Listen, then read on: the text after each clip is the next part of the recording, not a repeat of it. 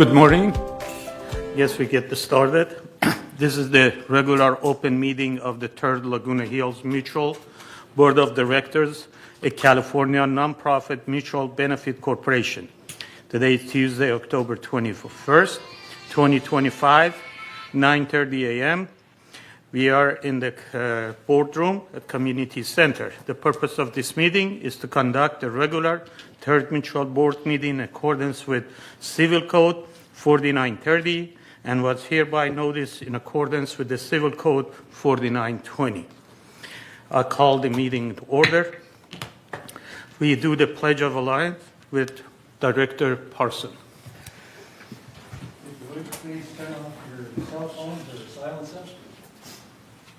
There it is. I pledge allegiance to the flag of the United States of America and to the republic for which it stands, one nation, under God, indivisible, with liberty and justice for all.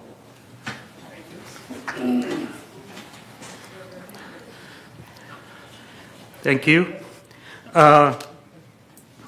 I'm calling for approval of the agenda, but before that, there is one item I want to move. Item number 9D, the updated committee appointment. I would like to move that to unfinished business as Part B, because that needs to be read. You cannot just, because they're all new committee members, we would like to read you to. What? You're shaking your head, Michaela. Because it's not on B. I think you could, D. you D. could, you guys 9D. could still, yeah, you guys could still read the committee appointments and then approve the consent calendar with it being a part of the committee appointments. Under the consent calendar? Yeah, as long as there's no, if you're looking to make any changes to There- it, there- that's there when you might would be need to. changes, yeah. There Okay. may be, because I think we have one changes on what is right here. Okay. So we move it to, okay. If that's acceptable, is somebody going to make a motion to approve it? Second. Okay, any discussion, comment there? If not, it's approved. Thank you. Approval of the minutes, all three of them, September 16, 2025, October 10, 2025, and October 10, 2025 for this special open meeting. So Do I moved. have Second. any comment, changes, concern? Thank you, it's approved. Report of the chair. Well, this is the first meeting of the 2026 board with the new board members that have been elected. I welcome all of them. And I guess we have a big agenda for the 2026 that this board going to be dealing with.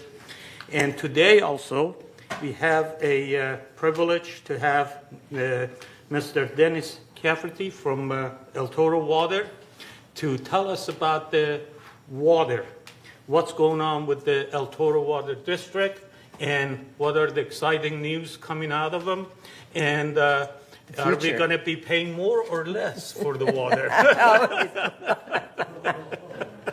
So, with that, I give that to Dennis. Thank you for coming here, and we appreciate that. Please. Thank you very much. I appreciate the opportunity to be here. I've got quite a bit of things I want to cover, so we'll dive in. Is this microphone? Just to recap where water comes from, especially in Southern California and specifically El Toro Water District, all of our drinking water is imported. There, that's probably better. Next slide, please, Paul. So again, all of our drinking water is imported, meaning that every bit of the water that we produce for use outside of our recycled is coming from hundreds of miles away, either from the State Water Project, which originates at Lake Oroville several hundred miles to our north and then has to convey water through the California Aqueduct, through pumping facilities, hydroelectric facilities, and other conveyance facilities to get it all the way through the Central Valley and into Southern California with use all along the way. Or, next slide, the Colorado River Aqueduct, which brings water from basically snow melt from the Rockies through the all the 7 basin states that benefit from the Colorado River, as well as the country of Mexico.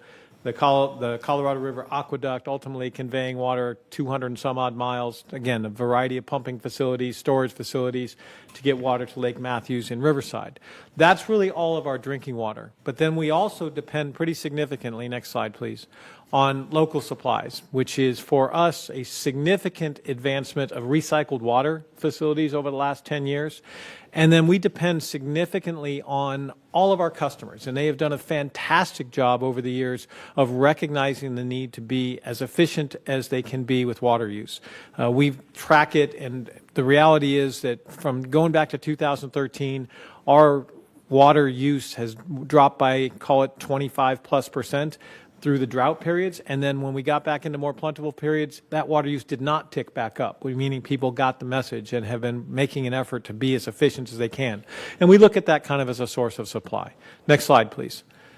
We've come a long ways as well in terms of how we manage water within our system and the reliability of the water supply portfolio, I'll call it. Back 10+ years ago, all of our drinking water came from one treatment plant up in Yorba Linda through one pipeline that brought water into our service area, and then a small amount of recycled water that we've been doing for decades at the Laguna Woods Village Golf Course. We've come a long ways since then. Next slide, please. As you can see on this pie chart, now half of our water comes from the Baker Water Treatment Plant that's in Lake Forest, kind of in our backyard. The half that still comes from the Deemer Filtration Plant up in Yorba Linda now comes through 2 separate regional pipelines into 2 different parts of our system. And then we've vastly increased the amount of recycled water that we produce and deliver. So a much more reliable means of delivering water through our system. Next slide, please. Many of you have heard me talk in the past about some of the challenges we face with water supply in California. The picture on the left is a perfect example. The far left of that series of 3 pictures is in December of 2022 at Lake Oroville when it was 30% full. And then 6 months later, it was 100% full. That's the kind of variation that we are now having to accommodate in weather in both California as well as in the Colorado River Basin.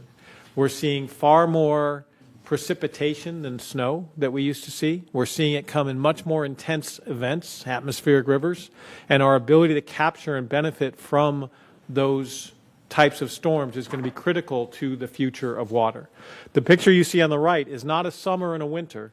It's about the same period of time in 2 very different conditions, a very wet year and a very dry year. And those are the things that we have to adapt to going forward. Next slide, please.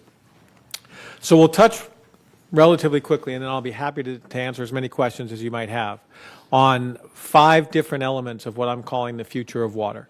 The Delta Conveyance Project, the Sites Reservoir Project, water reuse, challenges with the Colorado River, and desalination. Next slide, please. The Delta Conveyance Project is really focused on the California Sacramento-San Joaquin Bay Delta, which is a series of 57 different islands, 700 miles of waterways, and a series of levees that are containing water in a manner they were never designed to do. There's been a significant amount of subsidence, sea level rise, and those levees are having to contain water in a fashion they simply weren't engineered to handle. So they're extremely vulnerable to just natural failure. And then if there's a big earthquake, it has the potential to disrupt the ability to move water from Northern California, from Lake Oroville, from the Sierra Mountains to the Central Valley into Southern California. All of that water goes through the Delta. So if it fails, so does the State Water Project.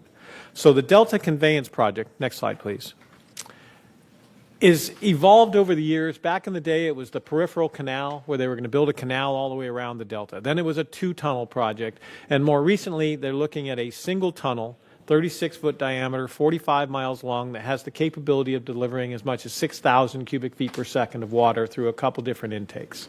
So it is intended to resolve a significant amount of the challenges with the Delta. Next slide, please. One of the biggest ones is, again, as we try to adapt to the different climatic conditions, what we're seeing happen in these really extreme rain events is so much of that water is simply flowing to the ocean. Had the Delta Conveyance Project been in operation for some time now, if you look at the table here, it shows it in the winter of 21-22, January of 23, and then the period from January to May of 24, it's almost 1.4 million acre-feet of water that went to the ocean that could have otherwise been recovered. In addition, they've estimated from October of 24 to June of 25, another 956,000 acre-feet of water that flowed to the ocean that we could otherwise have benefited from. So the Delta Conveyance Project is a significant water supply project. In addition, from a reliability standpoint, pushing that water in tunnels below ground eliminates the vulnerability that we have right now to the failure of the delta, to those levees from earthquakes and sea level rise. There is also significant investment in the environment being made as part of the design of that project. Habitat restoration, technology to prevent fish impacts as they're going to try and keep them out of pumping facilities and whatnot. So there's a lot of people that think this is absolutely critical. Next slide, please. However, there is also vast opposition to the project, especially from the people that live up in the Delta area. In their mind, what I just said about environmental investment is exactly the opposite, that this is an environmental disaster waiting to happen, that it'll impact fish, it'll impact habitat, construction impacts. In addition, they are very concerned this is simply a water grab, that Southern California is trying to steal their water. I would argue that you can manage those concerns. Contractually, there's only a certain amount of water that Southern California would have rights to, as well as to share in some of the water that might be preserved from otherwise going to the ocean. They are investing a whole lot of money in the environment. They are investing in manners in which we can try to mitigate impacts to fish. But again, the opposition is significant both amongst the residents as well as elected officials up in that area. One of the other big issues, of course, is cost. The current estimate is $20 billion in 2023 dollars. So by the time they get around to building this, it'll be significantly more. The 47% of that cost will be borne by the Metropolitan Water District, from whom we buy our water. And in their most recent estimate, just last week at their finance committee, they put up some numbers that said the Delta Conveyance Project would cause them to raise rates 2% a year for the next 10 years, just for that project, in addition to any other cost impacts that might be driving their rates. So we will see what happens. Next slide, please. The Sites Reservoir. The state of California has not invested in a significant storage facility in decades, and that's one of the problems that we have as we look at these changing climatic conditions and our ability to capture water when it's really available and benefit from it when it's not. So this project addresses that issue. It's a 1.5 million acre-foot reservoir just up northwest of Sacramento that 4 miles wide, 13 miles long, 260 feet deep, that would allow us, and the important words right there is off-stream, meaning you're not putting a dam on an existing river. It's an off-stream facility which would have far less impacts to fish migration and spawning and things like that. It's a diversion facility, meaning when you do have that water, you put it in that reservoir, and then in dry years or drought years, you take it out. And so it doesn't have the same impacts that you would have if you were damming up an existing river. So it's a, in my mind at least, a particularly important project that would allow us to deal with some of these issues when we go through drought conditions. It's a beneficiary pays project, meaning those that invest in it are the ones that will benefit from it, but it's expensive, up to $6 to $7 billion. Metropolitan Water District shares about 22%, but this one has some legs. They are in their final stage of securing their water rights permit. They do have some final property acquisitions they need to complete, but they're talking about potentially starting construction as soon as next year. And if they do that, it could be in operation by the end of the decade. So I'm excited about this one. The only concern I have about it is its location is north of the Delta. So if you have this facility and there is a Delta failure, we would still have some challenges in moving water through the Delta. So it's a combination of these factors we have to deal with. Next slide, please. Water reuse, as I mentioned when we started, a big part, especially in Southern California, especially in Orange County. El Toro Water District has invested significantly in water recycling facilities over the last 10 years. We've produced nearly 5 billion gallons of recycled water in that period that has offset the need to import water from hundreds of miles away from these other facilities. So where we go next is something we are looking at. The reality is we have invested in the most cost-effective recycled water projects. We've picked the low-hanging fruit. Further expansion of recycled water in our system will be somewhat more expensive. We're dealing with some financial challenges with that system. We invested over $40 million, We have ongoing debt, a couple $1 million a year of debt service that the revenue from selling recycled water doesn't pay for all of that. And so we're having to look at how much water we sell, and we went through a couple years of significantly declining recycled water sales as we had some very wet years, as well as some lower water purchases by some of our customers, choices that are entirely theirs to make. Let me be very clear about that. But when we sell less water, it makes looking at future expansion of the recycled system a little more challenging. So we're trying to figure that out and see if there are opportunities there. The groundwater replenishment system, just to touch briefly on that, that's an Orange County Water District project that benefits the Orange County groundwater basin. We don't have any rights to it, but it is an important project. It's producing 130 million gallons every day of drinking water that they're taking wastewater, running it through treated wastewater, and then running it through an advanced purification system that basically produces drinking water that they put into the groundwater basin to recharge that basin that has benefited the basically from Irvine and north in Orange County significantly. Not something that benefits us, but next slide, please. Metropolitan Water District has what they call their Pure Water Project, which is somewhat similar. It's a partnership between Metropolitan and Los Angeles County Sanitation District up in Carson, where they would be building basically a similar facility where it would take treated wastewater, run it through an advanced purification system, highly treated, basically produces drinking water, and then they would distribute it in their system to recharge some groundwater basins, as well as potentially use it when what they call raw water augmentation, meaning deliver that water to the front end of conventional water treatment plants to supplement the supply for those drinking water treatment plants. They are looking at a phase one project that could be in the neighborhood of 115 million gallons per day, but it comes at a significant cost. They're estimating around $10 billion. Another project that could add as much as 2% to the rates going forward. So the technology is clear. It's something that could significantly benefit water supply, but whether or not it's worth that investment is something the Metropolitan Water District Board has not figured out yet. They've spent a lot of money on kind of the preliminary stages of the project, but whether or not they commit to the full implementation remains to be seen.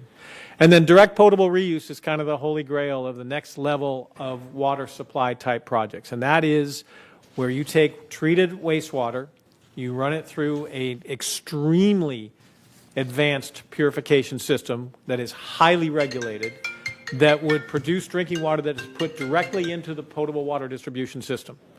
The technology exists, the regulations exist, but we're probably a good 10 years away from that happening. There's a lot of kind of things that would have to happen, but we're looking at it. We're looking at it both locally as well as partnering with other agencies to see if it makes financial sense. And of course, there would be a huge amount of public outreach necessary to convince people that this is safe. I can tell you it is, but there's a lot that we would have to do to convince people of that. Again, I think importantly, we're a good 10 years away from that being something that might be reality. But again, technologically, extremely feasible. Next slide, please. Colorado River.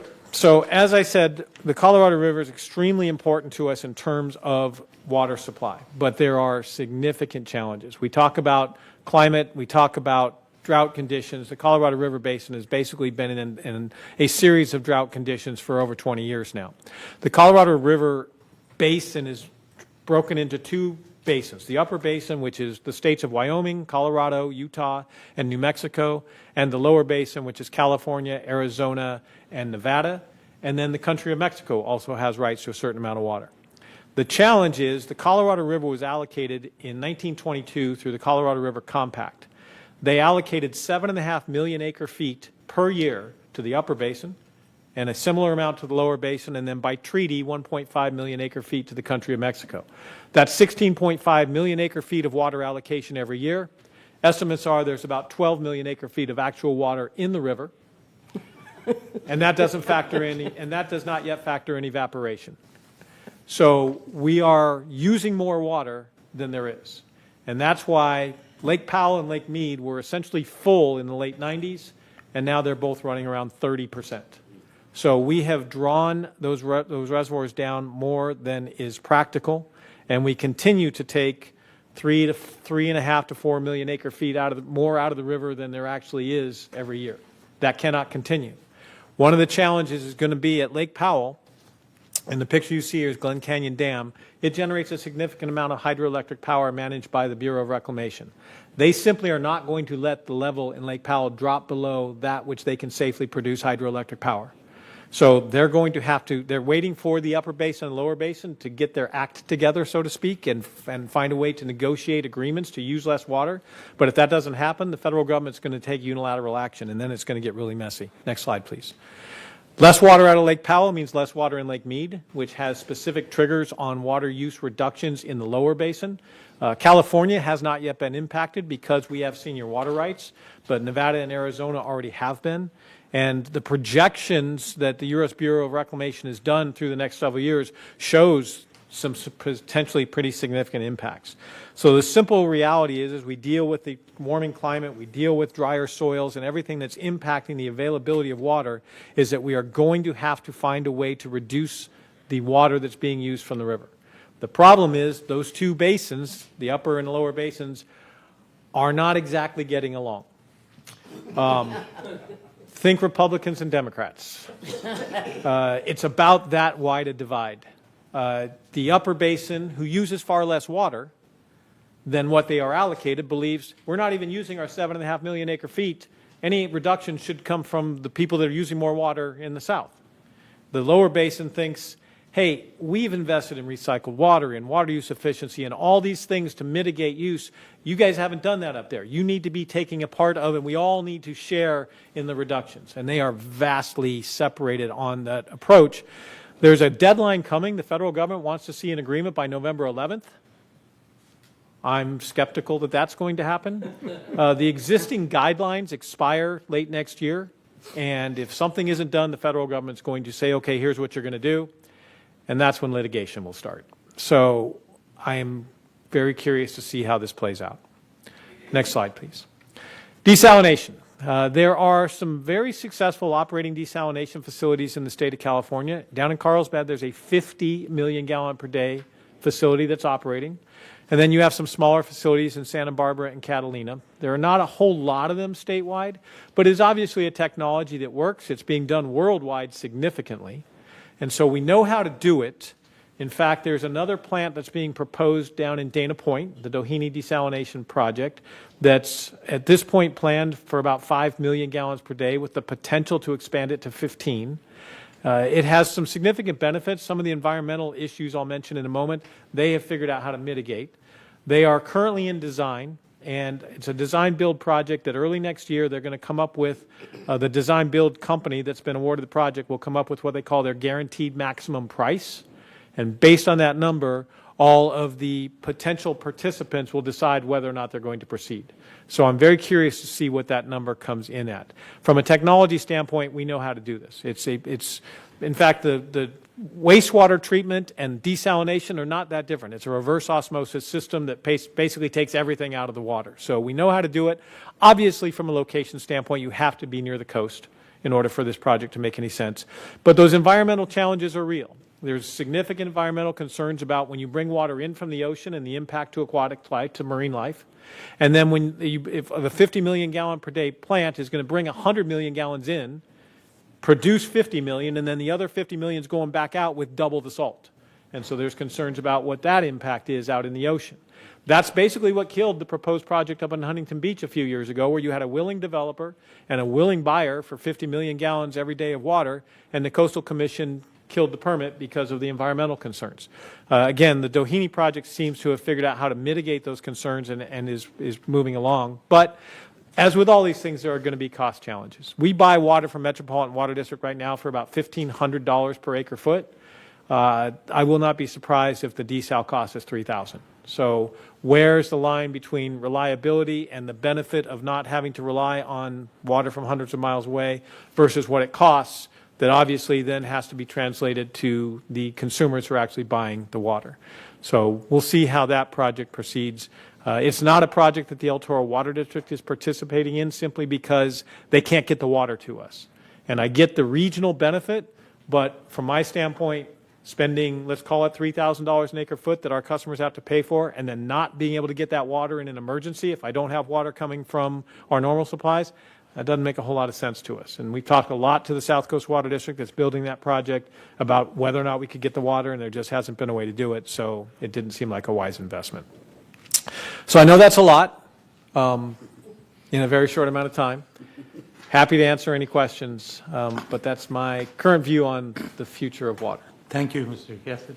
Let's open up the question from the board. Go ahead, Steve. Yeah, when do you foresee these rate increases hitting us? So every year, I guess, is the simple answer. Beginning, The rate increases they're talking about for those projects, and again, neither, the two big ones for Metropolitan, and what they just did last week at their finance committee, at their board's request, their finance team put together an analysis as, all right, if we did everything, we did the Delta Conveyance Project, we participate in sites, they've got as well as the Pure Water Project, those are the three big ones, and then they've got some other stuff they got to do as well. What is the impact? But keep in mind, their baseline right now, they have underinvested in some things recently. They think that they need to increase just their capital investment in their own system by about $300 million a year, which is about 50%, as well as they say they have about 1,900 to 2,000 staff. They say they're 200 to 300 people short. So in trying to resolve those issues, their baseline is probably 2 years of 9-ish% rate increases, just on the just to do what they have to do, and then everything else is on top of that. that's So beginning when? they do a 2-year budget that we'll know more. Their 2026 rates are set, so the next rate increase would be for 20. Now, the 2026 rates included a rate increase, Okay. but the next decisions they make will start with their 2027 rate. So they're weird. They have a fiscal year budget, but a calendar year rate basis. So all their rate increases take place on January 1st. So we'll know more as they go through their budget process into the first part of next year. Any other question? Yeah, I just want to, thank you, I think, for the information. It's so important here to us because our water bill is part of our monthly assessment, and so we don't see it individually.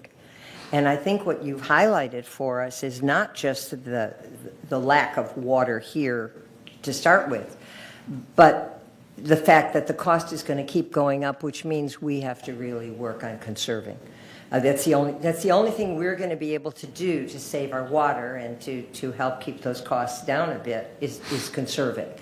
And so it's certainly very timely, for you to share this with us. Whatever happens, the bills are going to go up, I would assume. That's the reality. I mean, obviously, what it costs us to buy the water, and what we typically do when Metropolitan Water District increases their rates, we simply pass that through. We don't, our commodity rate, what we charge for the actual water, we've not added any of our operational costs to it. We just increase it by the amount that it costs us to buy the water.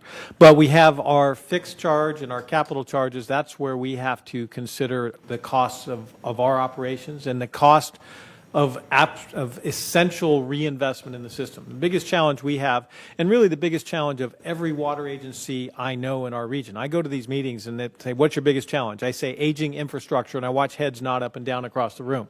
We were founded in 1960. So we have infrastructure that is getting older and older, and if we have to reinvest in it or it won't work, or we won't be able to maintain the reliability of the service we provide to the community. So we have our own internal cost pressures in order to ensure the reliability of the system in addition to what it costs us to buy the water. And so all of those things are driving rates. So we have to find that balance of the investment that's essential in the system, but recognizing the impact of rates and the impact on the affordability of water. And it is a difficult balancing act. And I just wanted to share with everybody here and those who will be in the audience when this is repeated, we do have a water conservation committee here in Third Mutual because it is so important. And the meeting will be a week from Thursday right here in this room at 2 o'clock. And anyone you know who you think might be interested, We'd love to have him here. Our water usage has gone up in the last several months. And again, we don't see it individually in our bill, so it makes it really more challenging. And so thank you for. And just if I might say, and it has, but it has across our entire system. It's really interesting when we present water use to our board, but we went through a couple very strange years. We went through extreme drought, and then we went through 2 years of extremely wet weather. We had a tropical storm, for crying out loud, which is not something we see very often. And so we saw a couple years of significantly declining water use, and then when it starts to pick back up, it looks dramatic comparatively. But again, when I look back long term, going back to, and we track it going all the way back to 2013, we are still to this day using 25 to 30% less water in 2025 than we did in 2013. Thank you. Any other question? Huh? I have one question. I know the cost of the water and water conservation and all of that. Can you tell us about the water safety, what you guys doing about water safety, about the forever chemicals and PFAS and all of that? Because this is a, fire country, and we use huge amount of chemicals to fight fires. And is it impacting us at all? How we assure that the water safety is taken care of? So, and I appreciate that question, because the first thing I will say is water quality is our first. When I teach classes in water distribution, and I tell students that basically the job of water distribution operators are threefold. It's water quality, job one, reliability, and then it's efficiency, which kind of goes a little bit, not necessarily counter, but doing everything for as low a cost as possible is difficult, and we try to do those first two. But water quality is job one, and we spend a tremendous amount of time. The water that we bring into the system from Metropolitan Water District is highly treated, extremely safe, and then it's our job within our water distribution system to ensure that it stays that way. And there's a whole lot of components that go to that, including things that we do to maintain the appropriate disinfection so there's no bacteriological challenges with the water. We do a tremendous amount of sampling on a regular basis to ensure that the water remains safe to drink all the way to the customer's tap. So it is something that we invest significantly in. Again, it is in fact, one might even argue our primary core responsibility that we take extremely seriously. But specifically to the forever chemicals or PFAS is what you'll hear them referred to as. When PFAS reared its ugly head, it is the first and only time that I have been thankful that we do not have groundwater.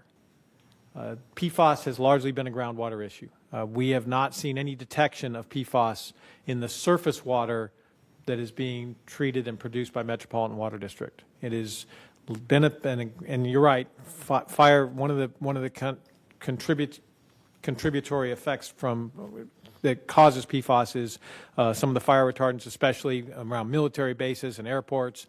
And then there's a variety of things that have contributed to it, but it's something that has gotten into rivers, or not necessarily rivers, but runoff facilities.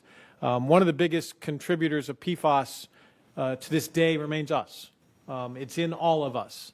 And so it's when you get it into like the Santa Ana River that impacts the Orange County groundwater basin. So I think there were over 100 wells in the Orange County groundwater basin that were impacted. It had to originally be shut down, and then they had to start buying import water, which cost them a fortune, until they were able to build some very expensive PFAS treatment facilities. So they figured out how to treat for it, but it was really expensive. We have not had to deal with that on the drinking water side.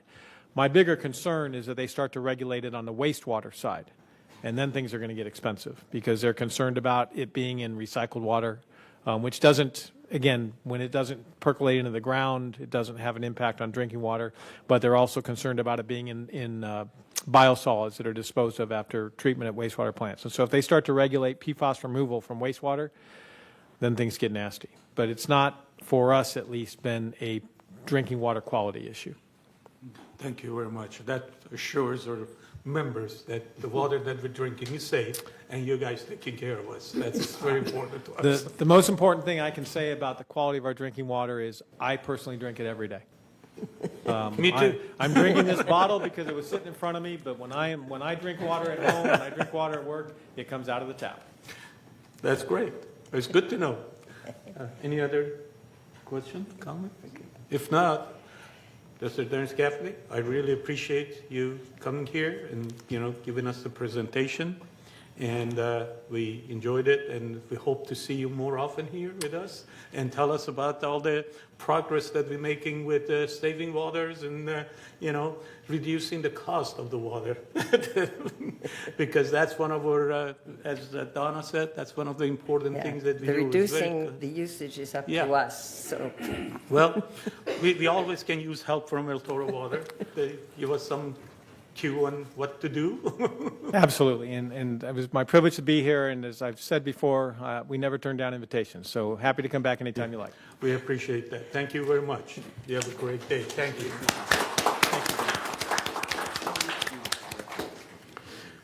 Okay, I think we continue with the meeting.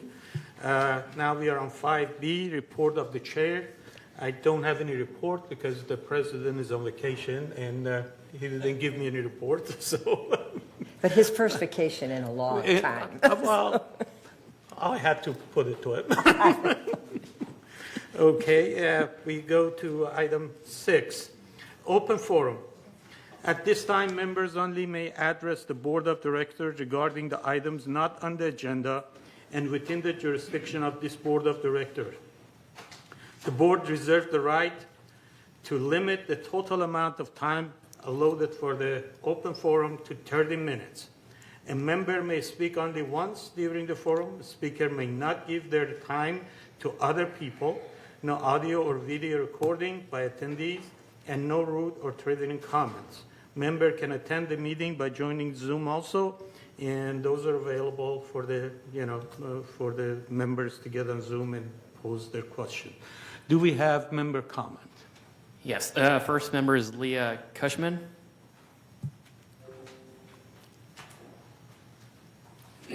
First, let me say thank you to all of the board members for everything that you do. You are greatly appreciated.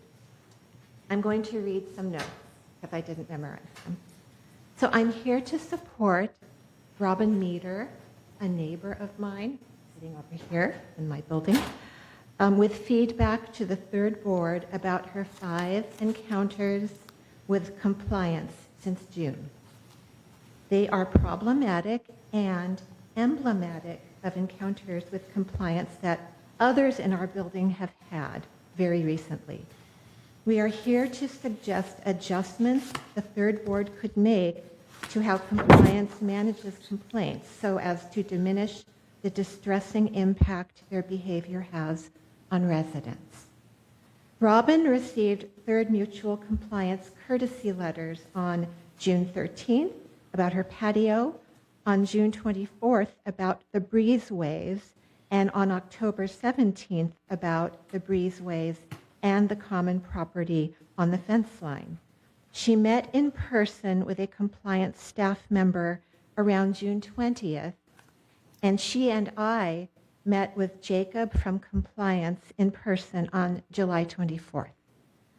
In the approximate June 20th encounter, the compliance person found items to be corrected that hadn't been specified in the June 13th letter, so additional items. This inconsistency was unexpected and distressing. After the June 24th letter came out, we discovered that Ms. Meter's letter demanded removal of an item from her unit that was not addressed in the letter to another unit in the building with the same item, another inconsistency. When we met with Jacob on July 24th, he orally approved all corrections named in the June 13th and June 24th letters, as shown in her photos. Thus, the October 17th letter citing the same matters was a complete surprise. The October 17th notice was entitled Request for Compliance, Final Notice. This addressed the side and front breezeways, which had already been approved by Jacob, planters against the fence, which had not been written up before, the side closet of the building, which does not belong to her unit, some trash that had blown in from someone else's balcony, and overwatering. The overwatering is the only item mentioned in a previous notice, and hence really the only item that could be construed as needing a final notice, if final notices appear on the second notice. What looks like overwatering is actually spillover from the irrigation system spraying onto the breezeway. Excuse me, Uh-huh. you have spent your 3 minutes. Do you have Oh. a lot more, or I you're gonna wrap have it up? maybe another minute and a half. It's, Can you submit that rather than? I keep reading? can. You want me to give this to you? Yes, give it to secretary. Okay. We appreciate that. Because since it's written, we can take care of it. Thank you. So your next speaker is Robin Meter. I too appreciate all that you do, and thank you. Thank you. On Sunday, both toilets in my unit had bubbles. I figured that was an anomaly. On Monday, both toilets in my unit had bubbles. I called security knowing that that was an emergency, was told it was not an emergency, and was referred to member services, who told me it was not an emergency, and scheduled a inspection of the line for the following week. Meanwhile, I'm living in fear that the toilets would overflow as they had done previously. So I want to ask the board to consider the fact that maintenance is about prevention as much as about correction. Prevention, after all, saves resources, time, and money. This should have been addressed as an emergency, as the plumber who came to take care of it 4 days later finally told me it should have been addressed as an emergency. And I want to just carry on after what Leah said. And I want to ask the third board, if you have the purview, can you sit down with compliance and look at their business operation? If you can, examine the procedures of the compliance department for reasonable explanations for sending staff members to the same unit repeatedly, each time citing new issues, entailing production of dissemination and filing of separate notices for each, and determining that any 3 notices given to an address constitute a final notice when each notice dealt with separate issues, characterizing the resident thus as a scofflaw. Is this an efficient use of village resources? So, basically that's my issue. Please, as the board, take a look with compliance at their procedures and try to cut back on the extra use of time and staff and resources. And also, please take a look with the security and educate them about what is an emergency when it comes to sewers, water, which is so precious to us. Thank you. Thank you. Could I just ask what her manor number is? Yeah, what's their manor number? It's 3371, Unit A1. Thank you. Any more? Yeah, I have a couple more. Catherine Bryans.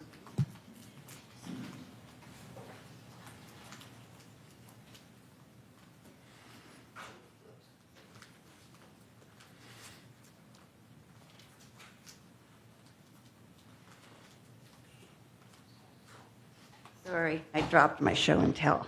I'm Catherine Bryans. I'm here today on behalf of the History Center of Laguna Woods. And I'd like to say also thanks for your service to your community. I would like to share a few of the gifts, what I call gifts, that the center has given to our community. Because of numerous questions coming in and people wanting to know about our architecture, who the architects were, what architectural firm, are we considered mid-century modern? So we asked an Orange County renowned architect, Richard Dodd, to speak and host a gathering of over 150 people. As a nonprofit organization, we do not charge admission to residents, but we never ever turn down a donation. The History Center has a long and strong relationship with the Moulton family and their new museum. We held an exhibition of Nellie Gail Moulton and her granddaughter Jane Barnes' artwork. Most of the paintings come from the family's private collection and had not been shown in public. Over 450 people came through to view the exhibitions. Also, the tree guides. I don't know if you're aware of them, but they've been around for a couple years. Even if you don't live near the walks in the United area, it gives you a chance to look at some trees and get some names. Also, we're in response to requests for people visiting the center, and they're now in their third printing. And we hope they were completely done by volunteers. Pat Wilkinson and Jean Lustig researched, wrote, and photographed the guides, and we hope someone will step forward soon and sponsor the fourth printing. Also, the 50th anniversary book, which I hope you're aware of. It has excellent pictures and stories about our village. It was written and by volunteers and self-published by the History Center. Copies aren't available anymore, but there's some at the library. Long-term resident interviews will focus on moving into the village and how it changed over the years, and we're doing that as we go along. Also, a request. We would love to have people bring information to us about our village, perhaps family or whatever, and we're looking for photographs and videos from 1980 forward. Thank you for your time. Thank you. Next speaker is Tom Forsch.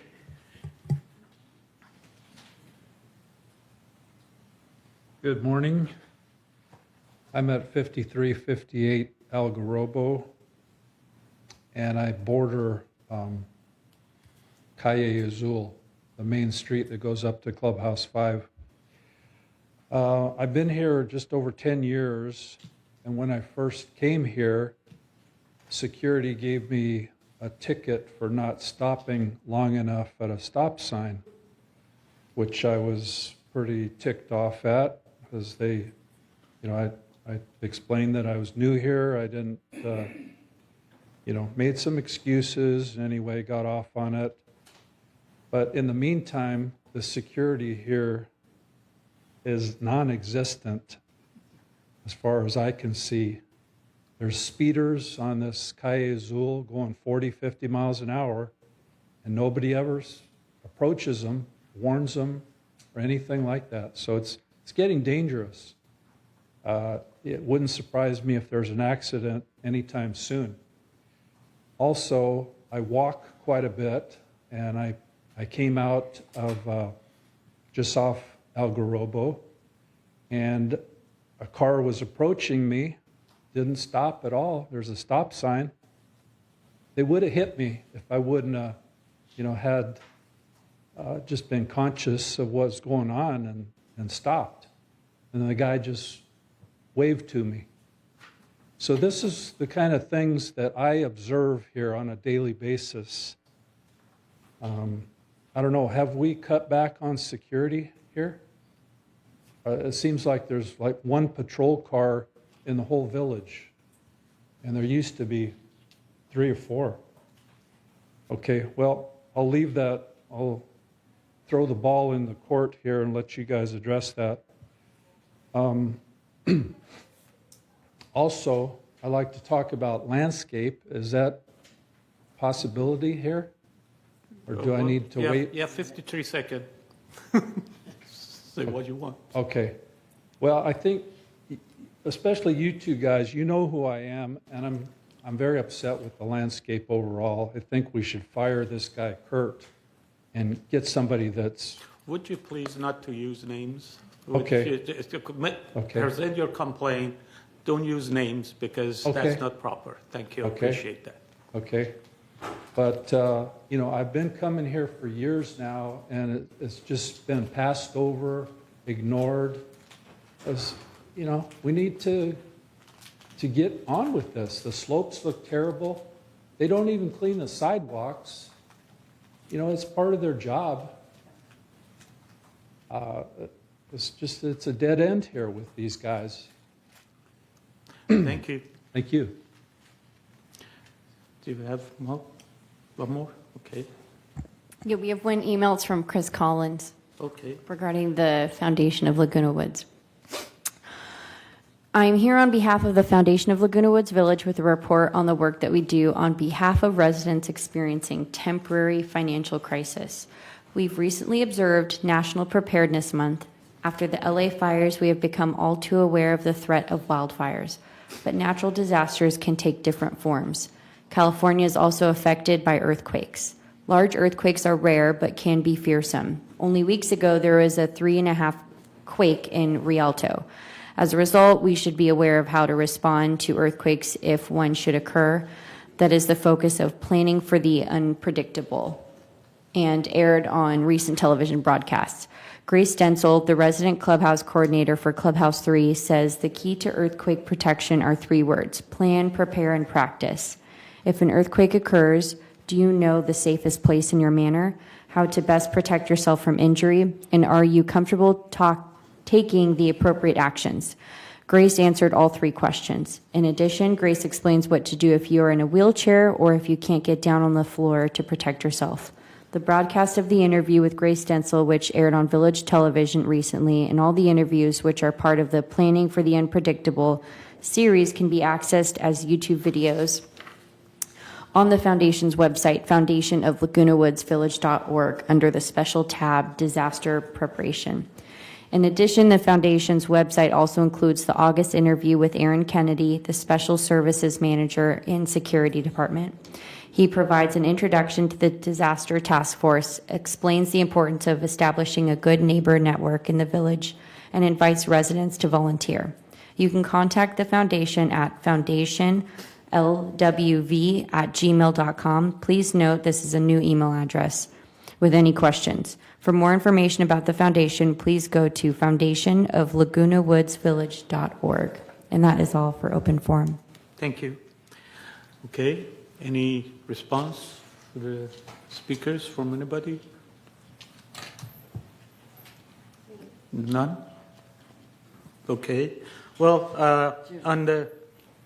Oh, Yeah. go ahead. I was just suggesting that for the 2 folks who had issues with compliance, that we take some specifics and go and look into what specifically happened and see if there's a process issue associated with it. Since many times what appears to be a personnel issue is really a process where the right people are not concerned or not involved earlier.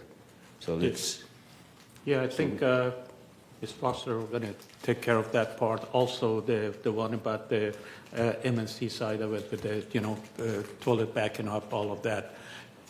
She will look that with the staff and discuss and give response back. Yes, Steve. Tom, okay, I live close to you. I live close to you on Algarobo. If you could give me some specifics. You mentioned about sidewalks and slopes. If I'm in 5355P, if we can get together sometime. We're just a couple buildings away. I'm not talking about just the sidewalk where I live, but the whole village. Yeah. These, the big slopes, there's been some runoff when they water, and they just, isn't our landscape department supposed to Okay, walk these yeah. sidewalks? Let's not get it Yeah. in debate, but Yeah, he's let's the get head of together. landscape. He's gonna look into it and get back on that one. But let's not get back and forth on that. Any other comment? On security side, we haven't reduced the number of security staff. We have limited number of security car that have cameras and they can give tickets. And we are not going to be in every corner like any other, police or security, that we are not going to be at every corner of the street to watch everybody. There are certain responsibility reside with the members also, But if they cut, they will get fined. If they don't, they don't. They're lucky that day. But, we cannot have, more than what we have on the, security side. We haven't cut any security.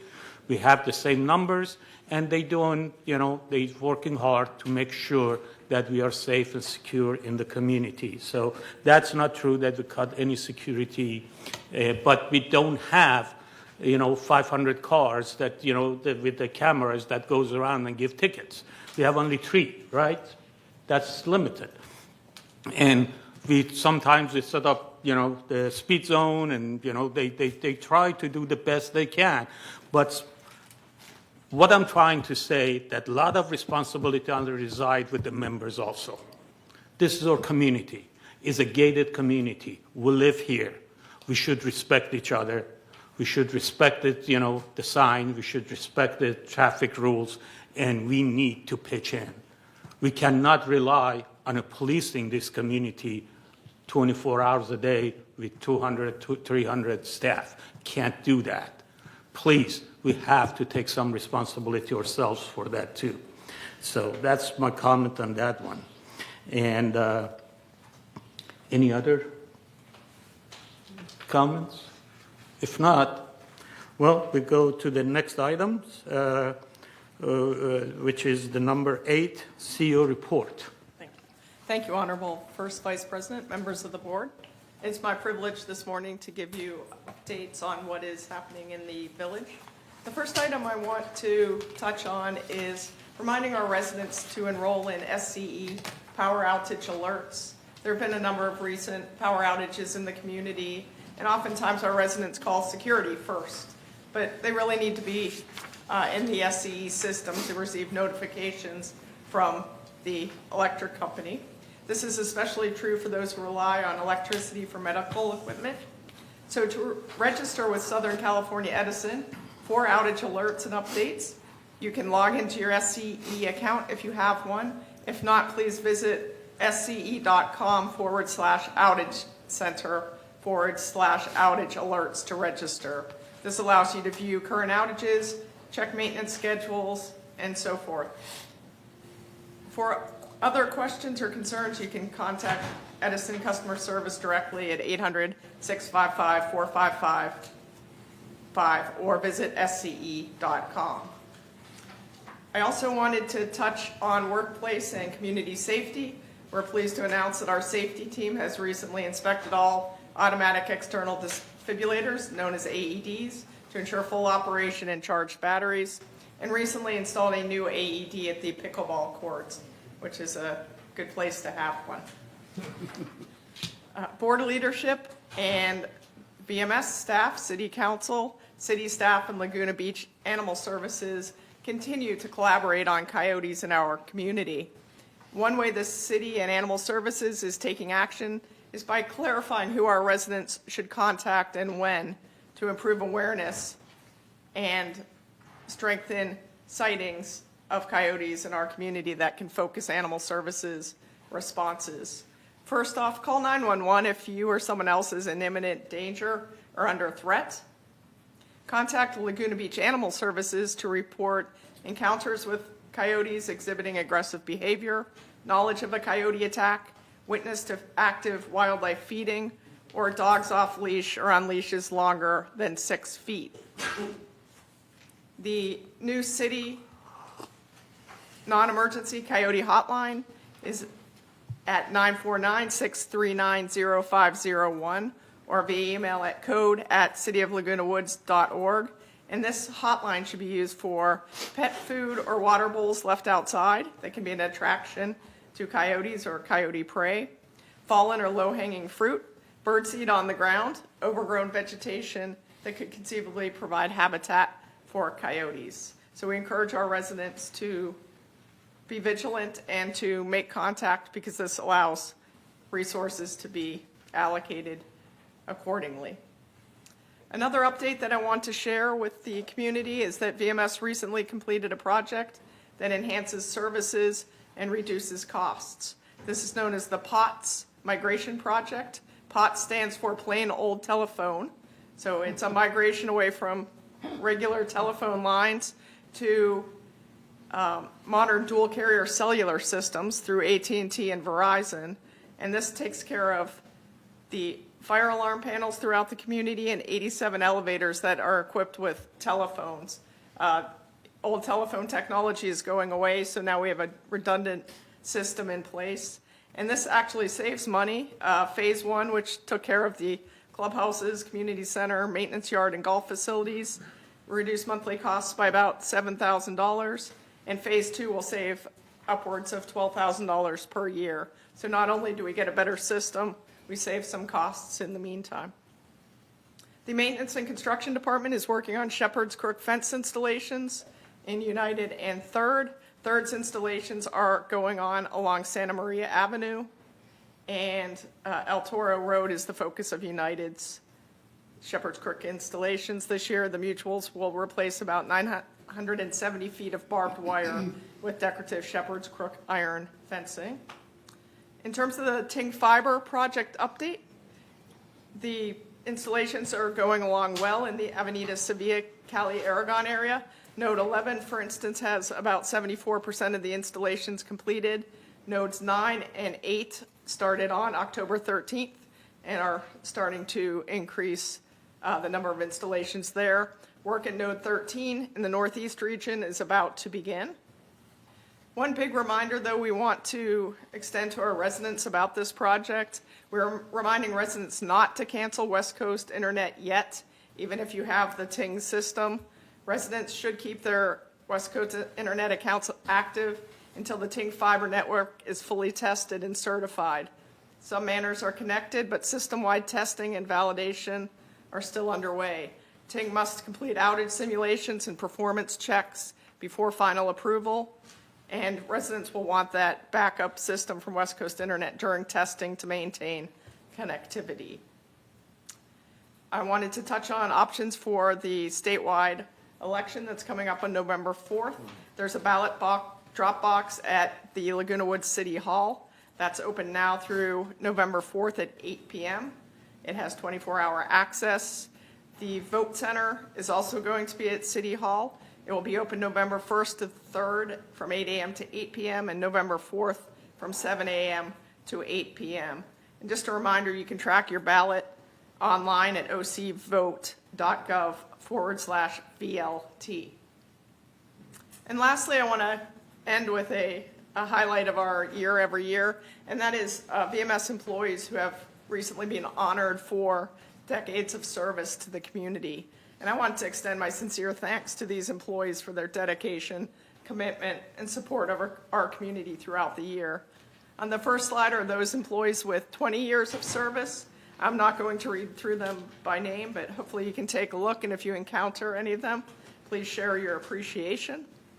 On the next slide, though, we have employees celebrating 25 and 35 years of service to the community.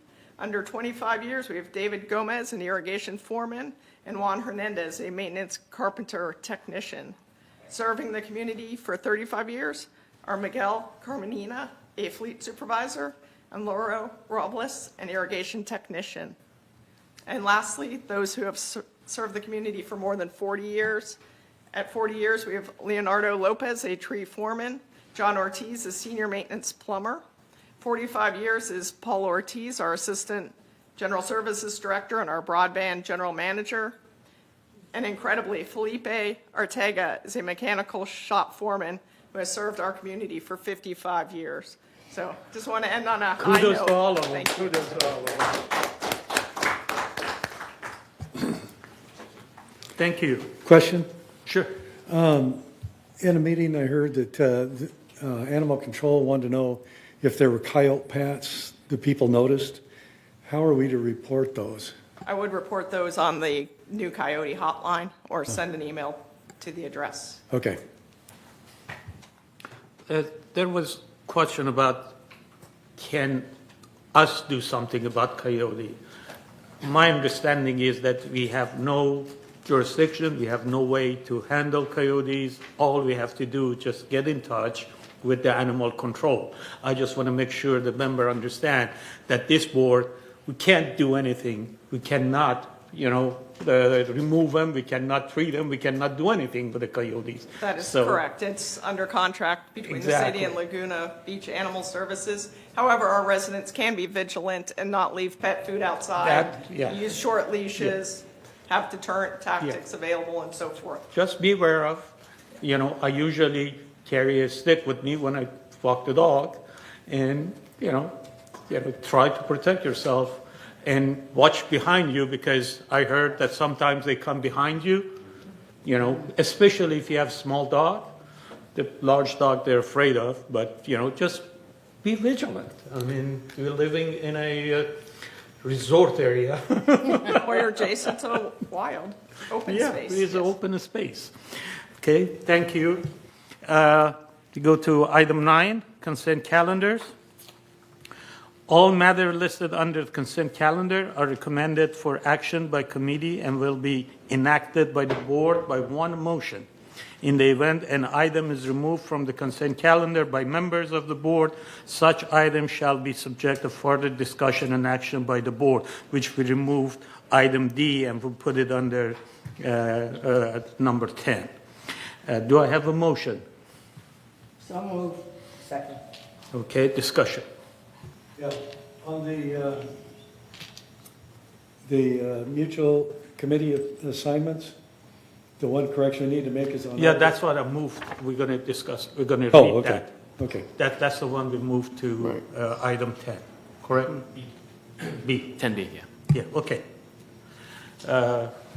Any other question? Any, no more? Then it approved. Okay. We go to item 10, unfinished business.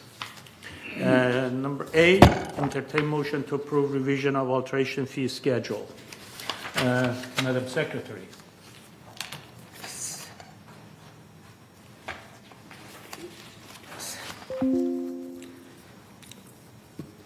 Resolution 0325XX, alteration fee schedule.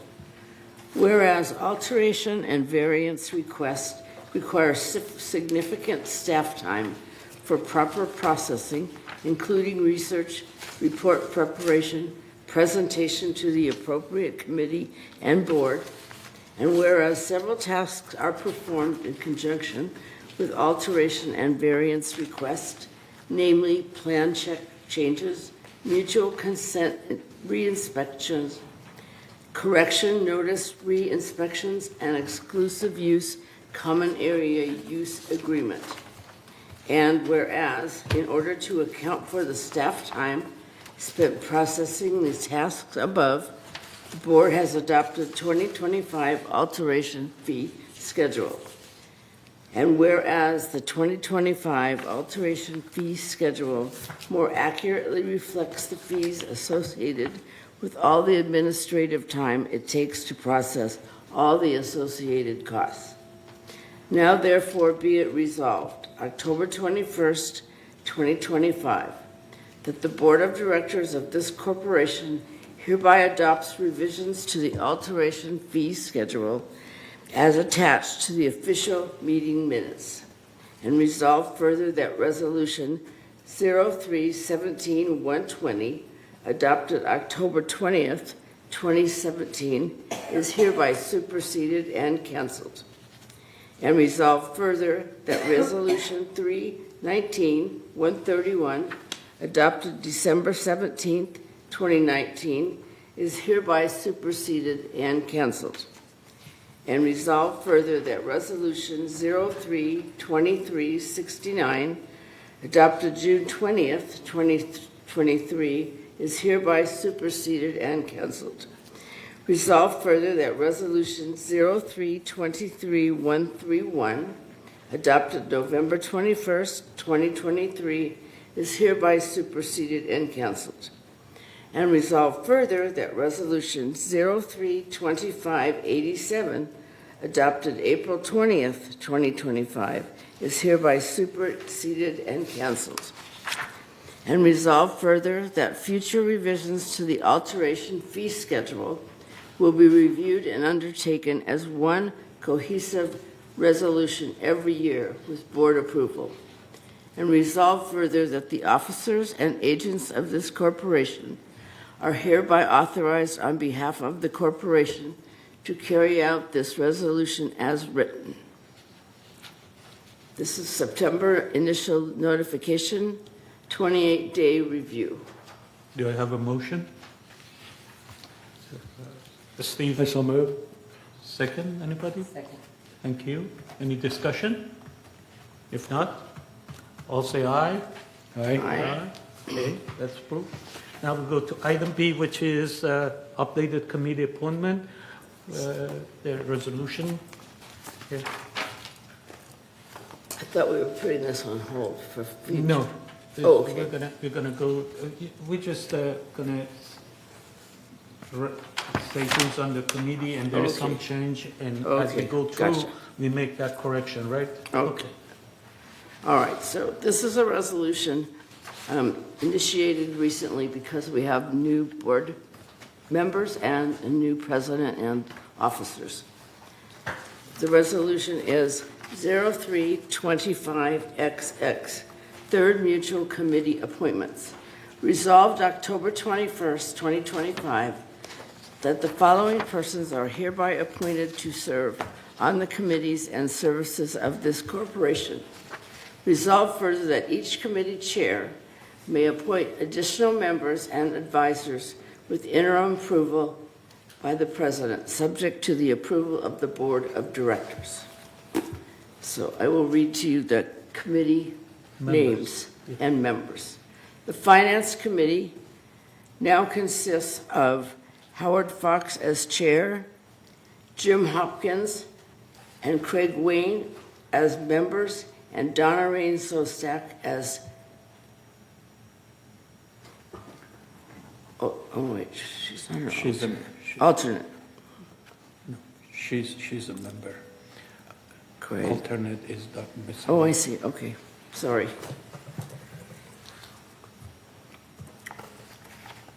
So, second is Architectural Control and Standards Committee. Now has one non-voting advisor, Lisa Mills. The members of the committee are Robert Muchnick, Chair, Ruth Johnson, Reza Karimi, and Steve Parsons. So you can see we're making smaller committees. The Landscape Committee, There's a change to that. Okay. landscape, which one? Architectural control. Okay, I am off and Howard Fox is on. well, you're off, okay. Would you make that correction, please?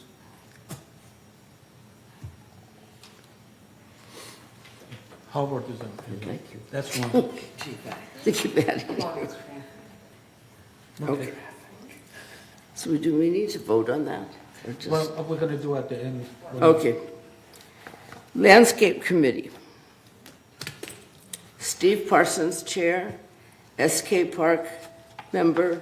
Donna Rain Sostak, Member. Ruth Johnson, Alternate. Mark Brenner and Gloria Heinrichs, Advisors. About Craig. And Craig Wayne, member. In red. Oh, he's on? Okay. All right.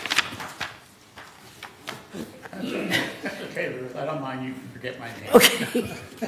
We'll just make it Howard. Gee, thanks. Maintenance and Construction Committee.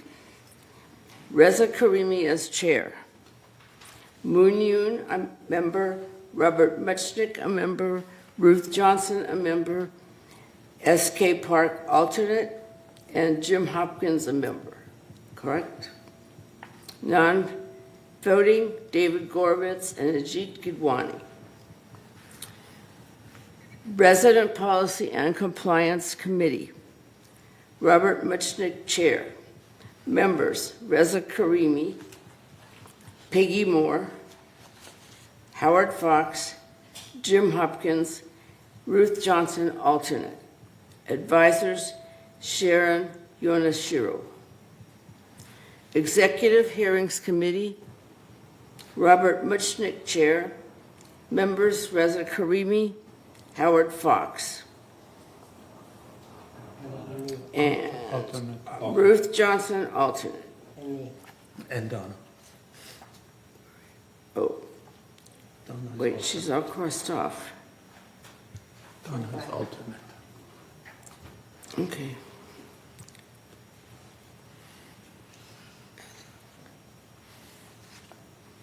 Okay, it's crossed out.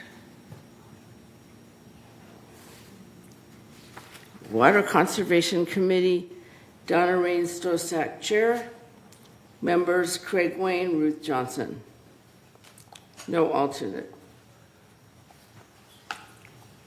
Garden Villa Recreation Room Committee, Moon Yoon, Chair. Member, S.K. Park. No alternate listed. Oh, wait, Jim Hopkins. Non-voting, Stuart Hack, Lori Baraney. Resolve further that Resolution 03-25-107, adopted June 17, 2025, is hereby superseded and canceled. And resolve further that the officers and agents of this corporation are hereby authorized on behalf of the corporation to carry out this resolution. Let's go through the GRF and we make one motion proposal. Would you like me to go through the GRF one, just to make Yeah, it go ahead. easier? Okay. Yeah. Thank you. Yeah, of course. Okay. For Community Activities Committee, removed Moon Yoon and removed Reza Karimi as the alternate. So Reza Karimi is the full committee member. Donna Rain Sostak's the alternate for CAC. For Finance, Donna Rain Sostak's the alternate. Howard Fox is a full member. Robert Muchnick was removed as the alternate and removed as a member. And then Jim Hopkins was added as a member for Finance. Landscape, Steve Parsons was added as an alternate. Craig Wayne, who was the alternate, was removed. And then Ruth Johnson was added. Yes, and Donna's on the committee, yes. Maintenance and Construction Committee removed Reza Karimi, Steve Parsons, Robert Muchnick, who was the alternate, added Jim Hopkins, Ruth Johnson, and Craig Wayne. Craig Wayne's the alternate. Broadband, there's no changes. Mobility and Vehicles Committee, Ruth Johnson remains on the committee. Steve Parsons and Craig Wayne, who is the alternate, were removed. And Howard, wait, which one was that? Okay, thank you. Jim Hopkins was added. Security and Community Access, Peggy Moore was removed. Reza Karimi, who was the alternate, was removed. Ruth Johnson remains on. Craig Wayne was added, and Howard Fox was added, who is the alternate. Disaster Preparedness Task Force, Steve Parsons remains on the committee. Ruth Johnson and Craig Wayne, who is the alternate, was removed. Donna Rain Sostak and Howard Fox, who's the alternate, was added.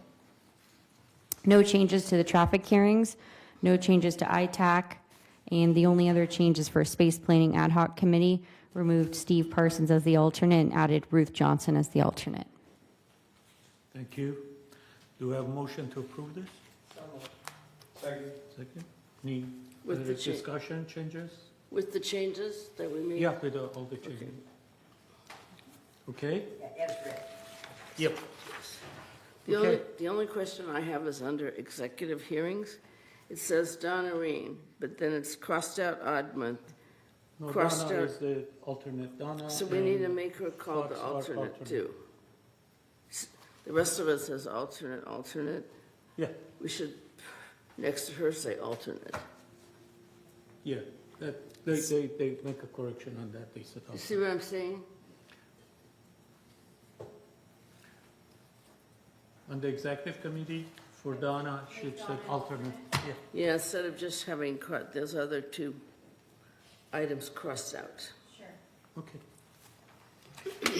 All right. Is there any other comments? If not, if approved, everyone okay? No, right. Now we go to number 11, new business. Item A. Madam Res- Secretary. Resolution 0325XX, vehicle traffic and parking rules. Whereas the Security Services Department is responsible for the administration of the Laguna Woods Village vehicle traffic and parking rules. And whereas the Golden Rain Foundation has recognized the need to amend the vehicle traffic and parking rules with removal of the traffic school program. And now therefore it be resolved on November 18th, 2025, the Board of Directors of this corporation hereby approves the vehicle traffic and parking rules as attached to the official meetings minutes of this meeting. And resolve further, and Resolution 31985, approved August 20th, 2019, are hereby superseded and canceled. And resolve further that the officers and agents of this corporation are hereby authorized on behalf of the corporation to carry out this resolution as written. This is initial notification. Okay, do I have a motion? Move. Steve? Second, Donna? Any discussion? If not, say aye. Aye. Aye? Okay. Next one, item B, please. Let's see. Resolution M50-25. Where's my, lost it. Let me just, A, C. I have a C. Entertain a motion. Is there a B? I don't have a B. I have an A and a C. 11B is entertain a motion to review and consider supporting Resolution M50-25XX, GRF bylaws amendment. This is the resolution to support Mutual 50's proposal for the to revise the GRF bylaws at a corporate meeting.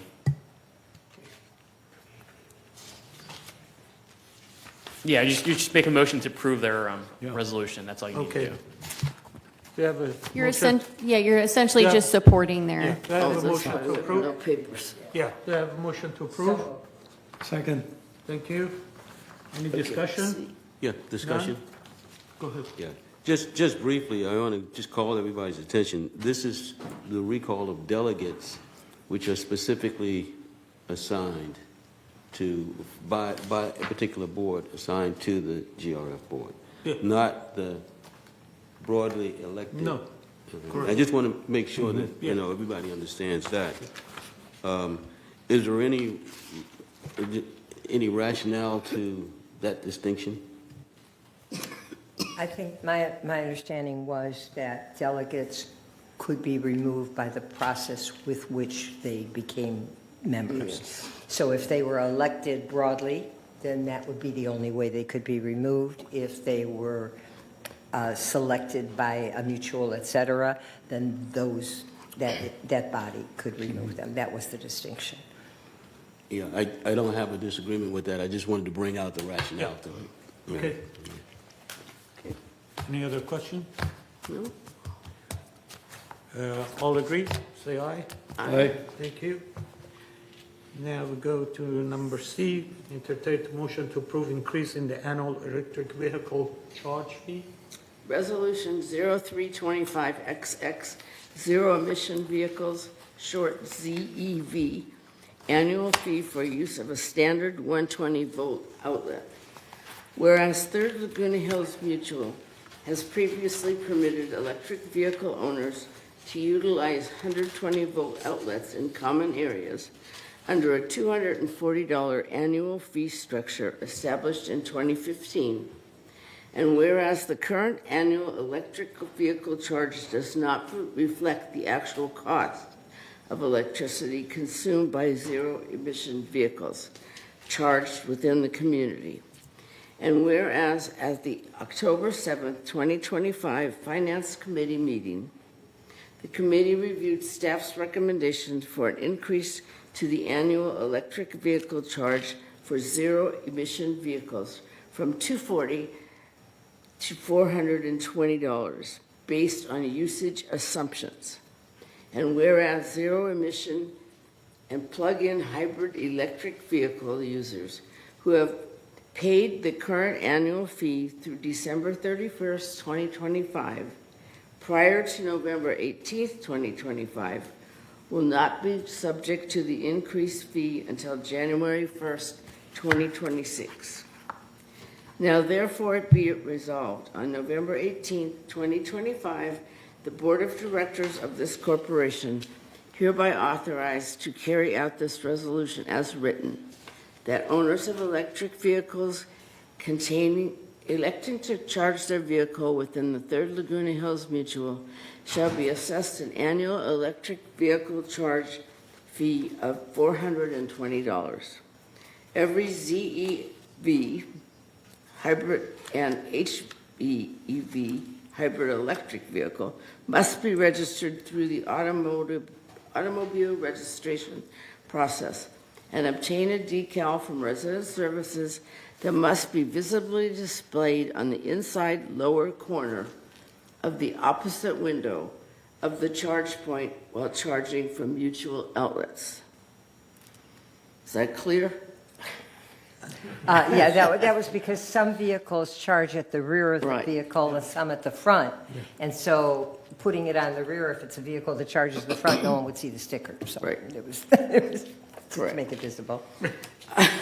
Unauthorized connections to power outlets may be subject to disconnection by security staff in addition to other enforcement actions. 2, an annual January to December electricity usage fee set by the third board will be required for every electric vehicle registered and electing to charge in the mutual. This fee may be prorated for ZEVs and PHEVs registered during the year. Charging must occur in compliance with posted guidelines to avoid overloading circuits. Residents are encouraged to coordinate with neighbors and stagger charging times to prevent circuit breaker trips. Recommended amperage draw is no more than 8 amps, and if more than 2 vehicles are using a bank of circuits, each vehicle should limit to 5 amps or less. In the interest of safety, unattended extension cords may not be used in third for any purpose. Any unattended extension cords may be disconnected by security staff, in addition to other enforcement actions. Owners of ZEVs and PHEVs are solely responsible for maintenance of the vehicles and any associated charging equipment. No modifications may be made to mutual outlets, circuit breakers, or wiring without proper authorization.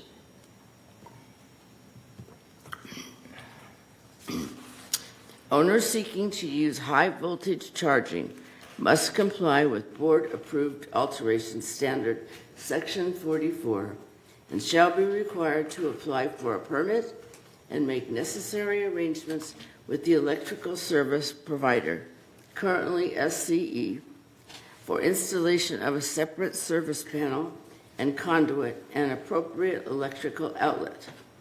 In such an event, vehicle registration will not be required. Connection to outlets controlled by GRF, United or Mutual 50 is prohibited except for self-contained fee-for-use charging stations.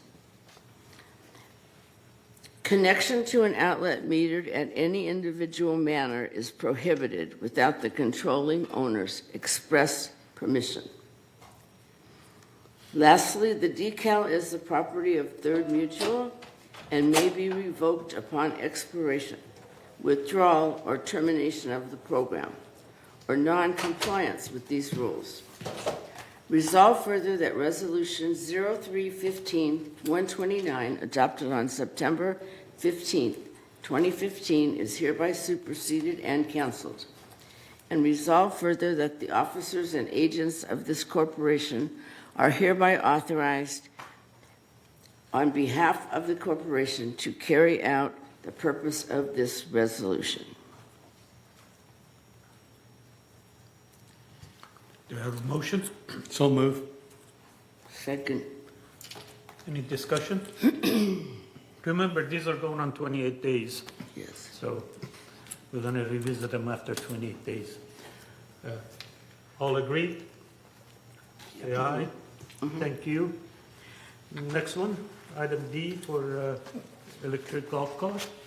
Okay. Do you need a rest? If you need a rest. Is it here? G?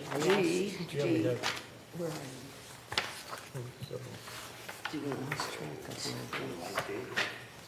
All the resolution. New electric golf cart fee. Trying to find it first. 11G. We don't need, don't have a resolution here. A motion. Where are you getting these? D. Oh, this could be passed. Huh? I think you passed. Okay. Oh, readers, okay.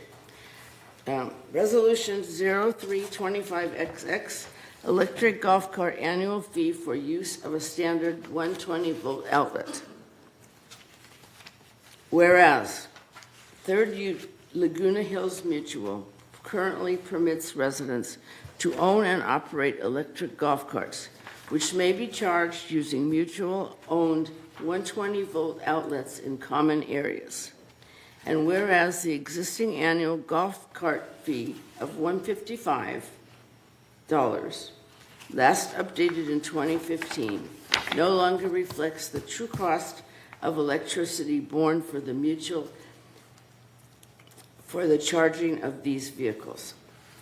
And at the October 7th, 2025 Finance Committee meeting, the committee approved an increase to the electric golf cart annual fee, matching the cost of electricity increase between 2025, which was at 18 cents per kilowatt hour, and 25, which is now 34 cents per kilowatt hour, effective January 1, 2016. And therefore be it resolved on November 18, 2025, Board of Directors of this corporation hereby authorizes to carry out this resolution as written, that owners of golf carts electing to charge their vehicle within the 3rd Laguna Hills shall be assessed an annual golf cart charge fee of $292. And resolve further that residents operating electric golf carts shall obtain a valid decal from Resident Services indicating payment of the annual fee before charging in mutual outlets. And resolve further, an annual January through December electricity usage fee set by the 3rd Board will be required for every electric golf cart registered and electing to charge in the mutual. This fee may be prorated, registered, I think it should say it should be registered during the year for $24.33 monthly. Charging must occur in compliance with posted guidelines to avoid overloading circuits. Residents are encouraged to coordinate with neighbors and stagger charging times to prevent circuit breaker trips.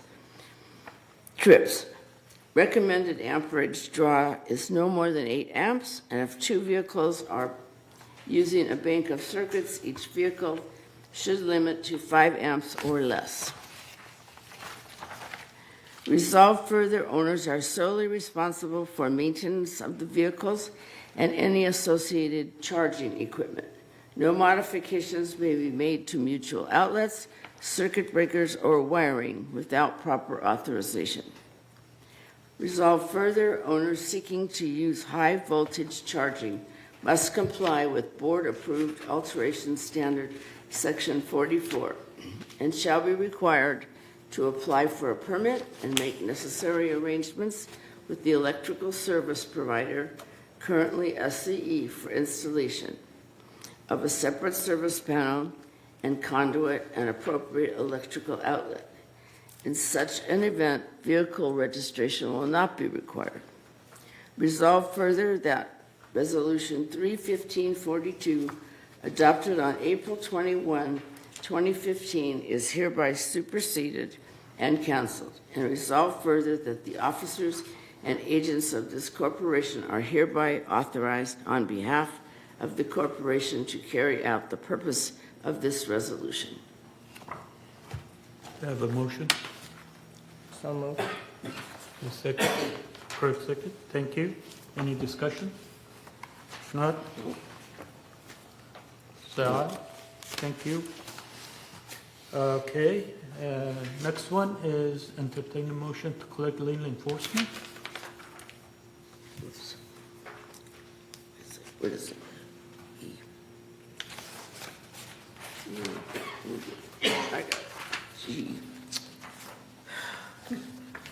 Okay. Resolution 0325XX, 26 Collection and Lien Enforcement Policy. Whereas, in accordance with California Civil Code, Third Laguna Hills Mutual maintains a collection and lien enforcement policy that outlines the procedures, policies, and practices employed by the mutual in enforcing lien rights or other legal remedies for default in payment of assessments. And whereas legal counsel has reviewed the existing collection and lien enforcement policy and determined that the updated policy complies with civil code requirements and reflects current practices for collection of mutual delinquencies. Now therefore be it resolved, November 18, 2025, that the Board of Directors hereby adopts the 2026 Third Laguna Hills Mutual Collection and Lien Enforcement Policy as attached to the official minutes of this meeting. And resolve further, the policy statement is provided pursuant to the requirements of California Civil Code, Section 5310A7, and will be distributed to members in November 2024 as part of the annual policy statement. Is that correct?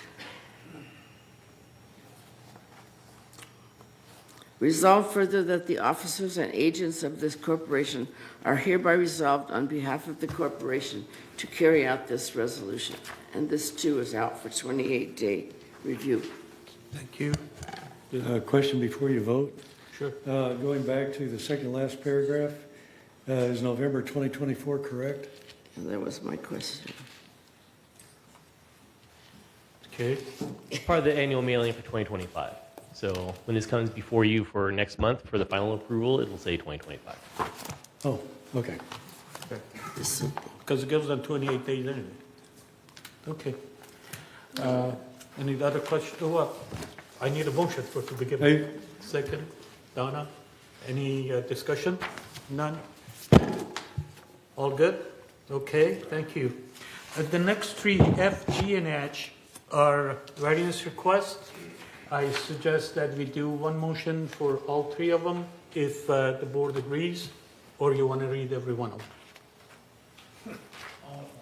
All at once. All at once? Yep. Okay. Okay. Do I have a motion to approve the F, G, and H? So moved. Any discussion?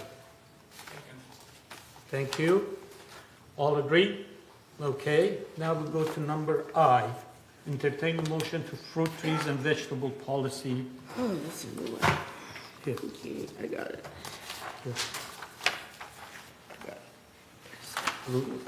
I got it right here. You got it? I got it. You got it? Okay. Resolution 0325XX, Fruit Tree and Vegetables Policy. Whereas fruit trees in the common area were planted by or at the request of members as part of the discontinued Yellow Stake program. and fruit trees are not maintained or trimmed by the mutual and are the responsibility of the member to maintain. And whereas the maintenance of fruit trees is passed on to new members with the purchase of the residence, and whereas fruit trees and vegetable gardens are a known attractant and food source for wildlife and rodents, and unmaintained fruit trees exacerbate the problem. Whereas 2 garden centers have been provided by the Golden Rain Foundation for the purpose of providing a place for residents to grow vegetables or other crops. And whereas there has been a consistent increase in rodent and wildlife activity. Now therefore it be resolved, November 18th, 2025, that the Board of Directors of this corporation hereby prohibits the planting of any fruit trees in common area and requires members to maintain existing fruit trees in the common area and in exclusive use common areas. And resolve further the planting of vegetables in the common area is prohibited. Resolve further that the managing agent is hereby authorized and directed to remove any vegetable plants found planted in the common area. Resolve further to maintain the health and safety of the members' fruit trees found to be unmaintained and be removed with notice by the mutual tree. And resolve further, existing fruit trees in the common area are to be removed in the resale process. And resolve further, revised 03-23-146, revised September 19, 2023, is hereby superseded in its entirety and is no longer in effect. And resolve further that the officers and agents of this corporation are hereby authorized on behalf of the corporation to carry out this resolution. And again, this is going out for 28-day review. Do you have a motion? I move that we accept this proposal. And second? Donna, second? Any question? Yes. Yeah, I'd like just an explanation of the distinction between a fruit tree and a vegetable plant, in the sense that they're treated differently upon resale, and one is removed. Vegetable plants are removed upon discovery, whereas fruit trees are removed upon resale. I just wanted to get an explanation. Yeah. Oh, you're looking for explanation? Of why? Yeah. Yeah, I mean, I'm just trying to understand the distinction. There he is. There he is. He's been It's the waiting. man. This is an easy one. You currently have a policy that states that staff is to remove vegetable policy upon discovery. So it's already, that part's already a rule. We're just reinforcing it by adding it to the new policy. So there's no policy upon removal of fruit trees upon discovery? I believe the reasoning behind that is fruit trees are more of a permanent fixture. Vegetables come and go. As you take them out there, you replant them a couple of months later. A fruit tree is much more of a investment. I knew you had an answer. Thanks. Kirk, could you also talk about rodent activity? Driving Yeah. by this? Well, this is some of the driver behind this. To give the full background of the full board, as Siobhan mentioned earlier, we met with city officials, Laguna Beach Animal Control, regarding the coyote issue, and the coyote issue and the rodent issue are intermined. They're both after the same source of food, with the difference being rats are also a source of food for coyotes. Oh. So, so the whole idea behind this is the number one way to reduce rodents, by the way, since Third canceled, they used to have this policy of resale. When they first put the policy of removing them at resale, rodent tickets plummeted. There's a graph in here that shows you how much they went down. When after rescinding that rule, the rodent tickets went way back up. The rodent calls went back up. And we've also had a rash of people that we're currently combating, of people planting fruit trees thinking that they're allowed. So This whole idea is the best way to reduce rodent populations. You're never going to get rid of them completely, but the way to reduce rodent populations and consequently coyote populations is to reduce the amount of food available to them. So there's many ways, especially for rodents. It's personal hygiene around your home, around your trash cans, as well as vegetables and fruit. And some people just think that they pick fruit off the ground. Coyotes can reach 3 to 5 feet up into trees, and rats climb trees. So the whole way is to reduce the amount of food available to them, and that reduces their desire to be here within the village. And Kurt, hasn't there also been a change in the rat traps and the chemical that's used that isn't quite as powerful as it was Yes, before? that was 3 years So ago. that's just About the same exacerbated. time you rescinded the rule. They changed the rule from using Gen 2, meaning more modern rodenticides, back to Gen 1 for the safety of wildlife, but it takes twice as much of the rodenticide. Rodent has to visit the box 3 to 4 times before it becomes lethal, whereas with the Gen 2 it was 1 time. So it takes longer to get rid of them too. Okay. Thank you, Kurt. Any other question?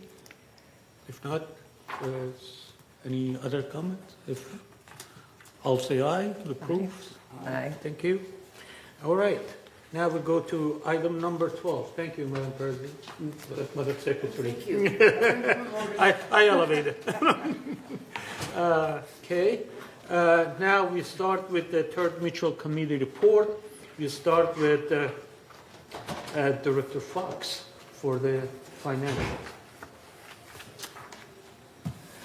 Thank you very much. You're welcome.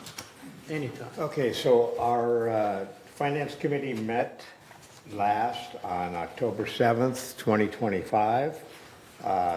Just as an aside, our next meeting is November 4th of 2025, and I thank you. No, just kidding. It is a closed meeting. Anyway, to get to the point here, Treasurer's Report for October 21. We have a series of slides that we're going to be showing you, and there we go.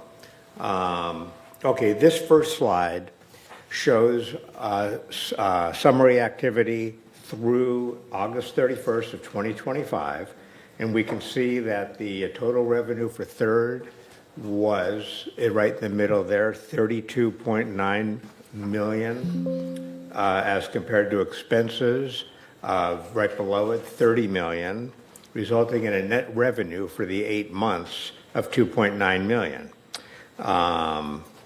This table takes the full income statement and compares those results to budget, reflecting a favorable year-to-date net revenue variance of $2.3 million. That's this slide. Any questions, anybody? No, let's move on. Slide number 2. Okay, these are the most significant variances to budget in the expenses here. Outside services was favorable by $1.145 million, million dollars, right? Okay. The favorable variance primarily is in landscape due to mowing cycles being moved to in-house labor. In M&C, no contingency funding was needed for full copper pipe replacements through the period. In 2024, the board approved to reallocate funds from the epoxy remediation program to support full copper pipe replacements on an as-needed basis. Further, the variance is timing of invoicing for tree maintenance. That is the reason for the outside services positive variance. Insurance, the favorable variance is due to savings because our property insurance went down year over year. Investment income, a positive variance because we have a little more invested than we did in prior years. Materials and supplies, small positive variance there due to the timing of both materials invoicing and program work. Key impacted areas include carpentry and paint. In carpentry, dry rot work began later than anticipated. For the exterior paint program, work is in the initial phases with 2 of 7 cul-de-sacs completed. Both carpentry and paint are projected to land on budget by the year end. And then we have utilities and telephone are unfavorable variance, and that's due to higher water usage and rates, electricity rates, and trash rates than were anticipated. Next slide would be, you see a pie chart here showing relative amounts of non-assessment revenues to each other. Let's see. The year-to-date amount of non-assessment revenues is just under $2.5 million. And you can see the biggest amount of revenue was from the investment income, followed by chargeable services, and various and sundry other smaller amounts. Next slide.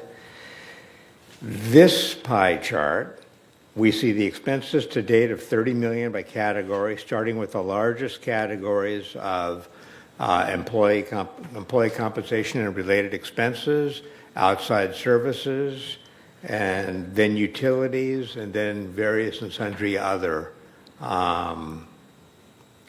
And that's this chart. Moving on to slide number 5. What do we have here? Okay, we watch very closely the operating portion of our financial results.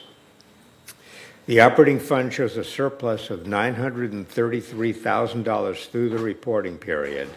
This shows how much of our revenue went into operations, with $21.2 million coming in from assessments and $1.5 million coming from non-assessment revenue.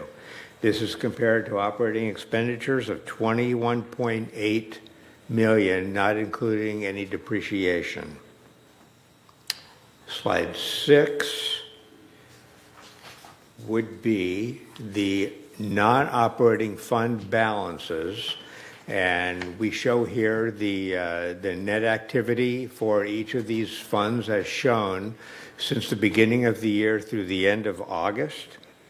Year-to-date contributions, interest, and fund transfers totaled $10.2 million coming in, and then we had fund expenditures of $8 million and change, resulting in a net increase of $2 million since the beginning of the year for these 8 months.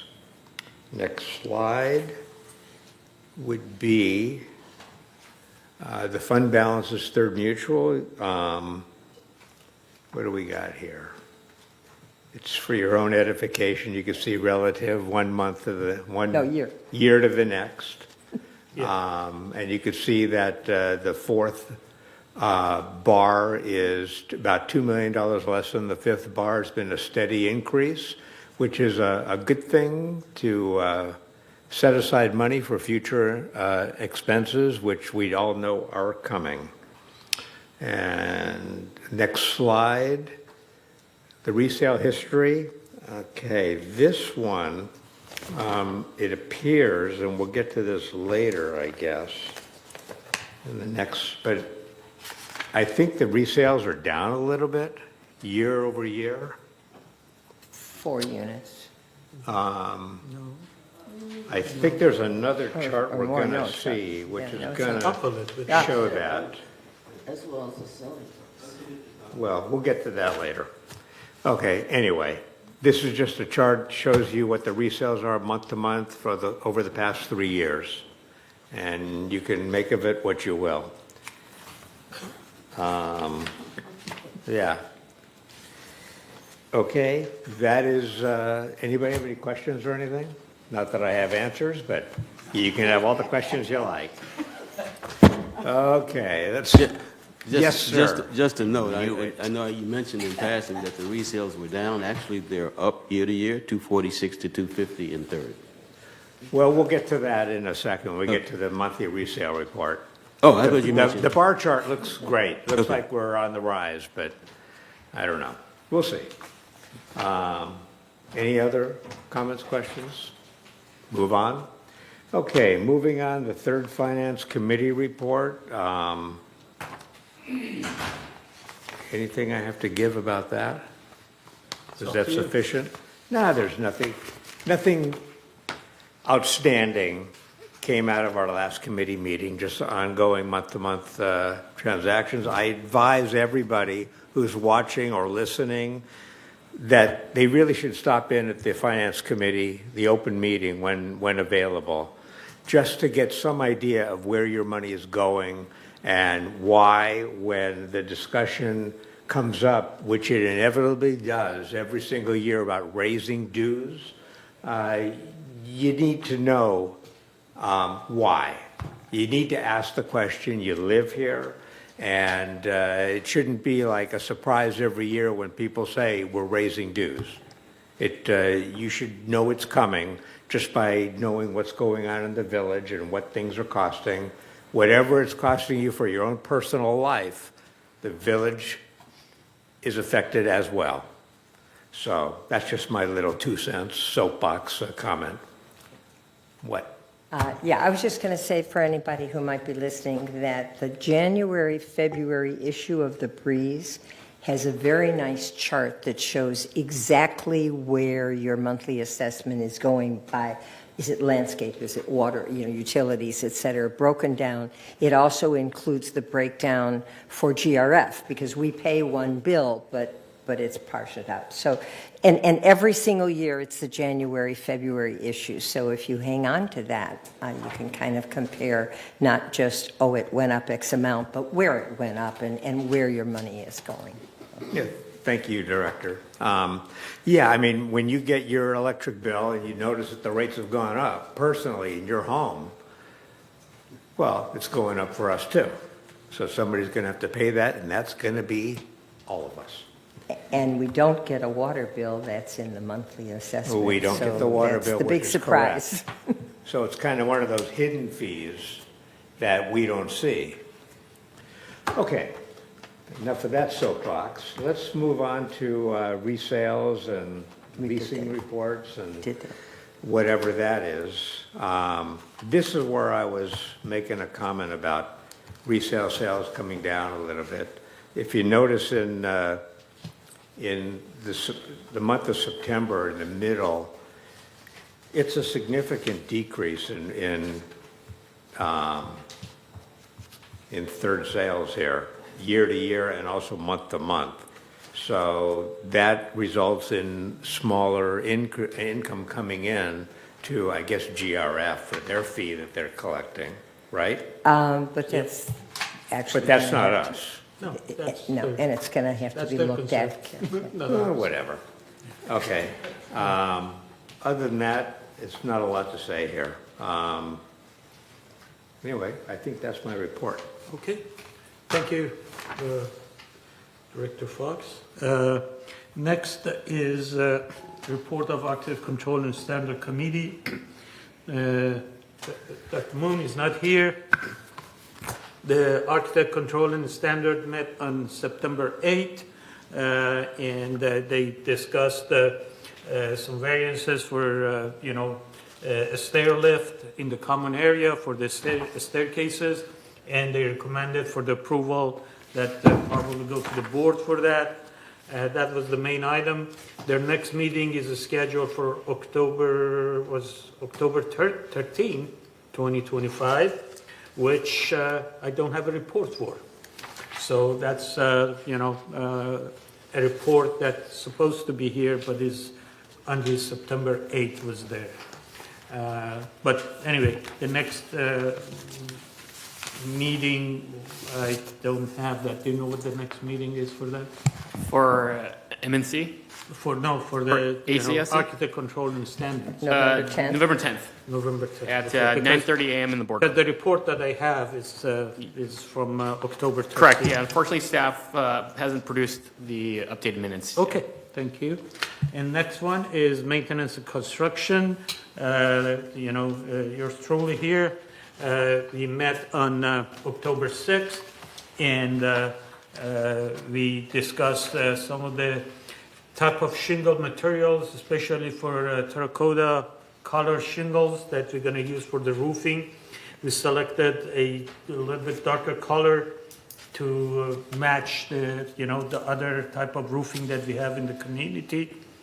We also had a resolution we suggested that we're going to the board restoration of the removed vigas. When we do the painting of those buildings, we put the vigas back during that period of time, which is going to be a few years for that.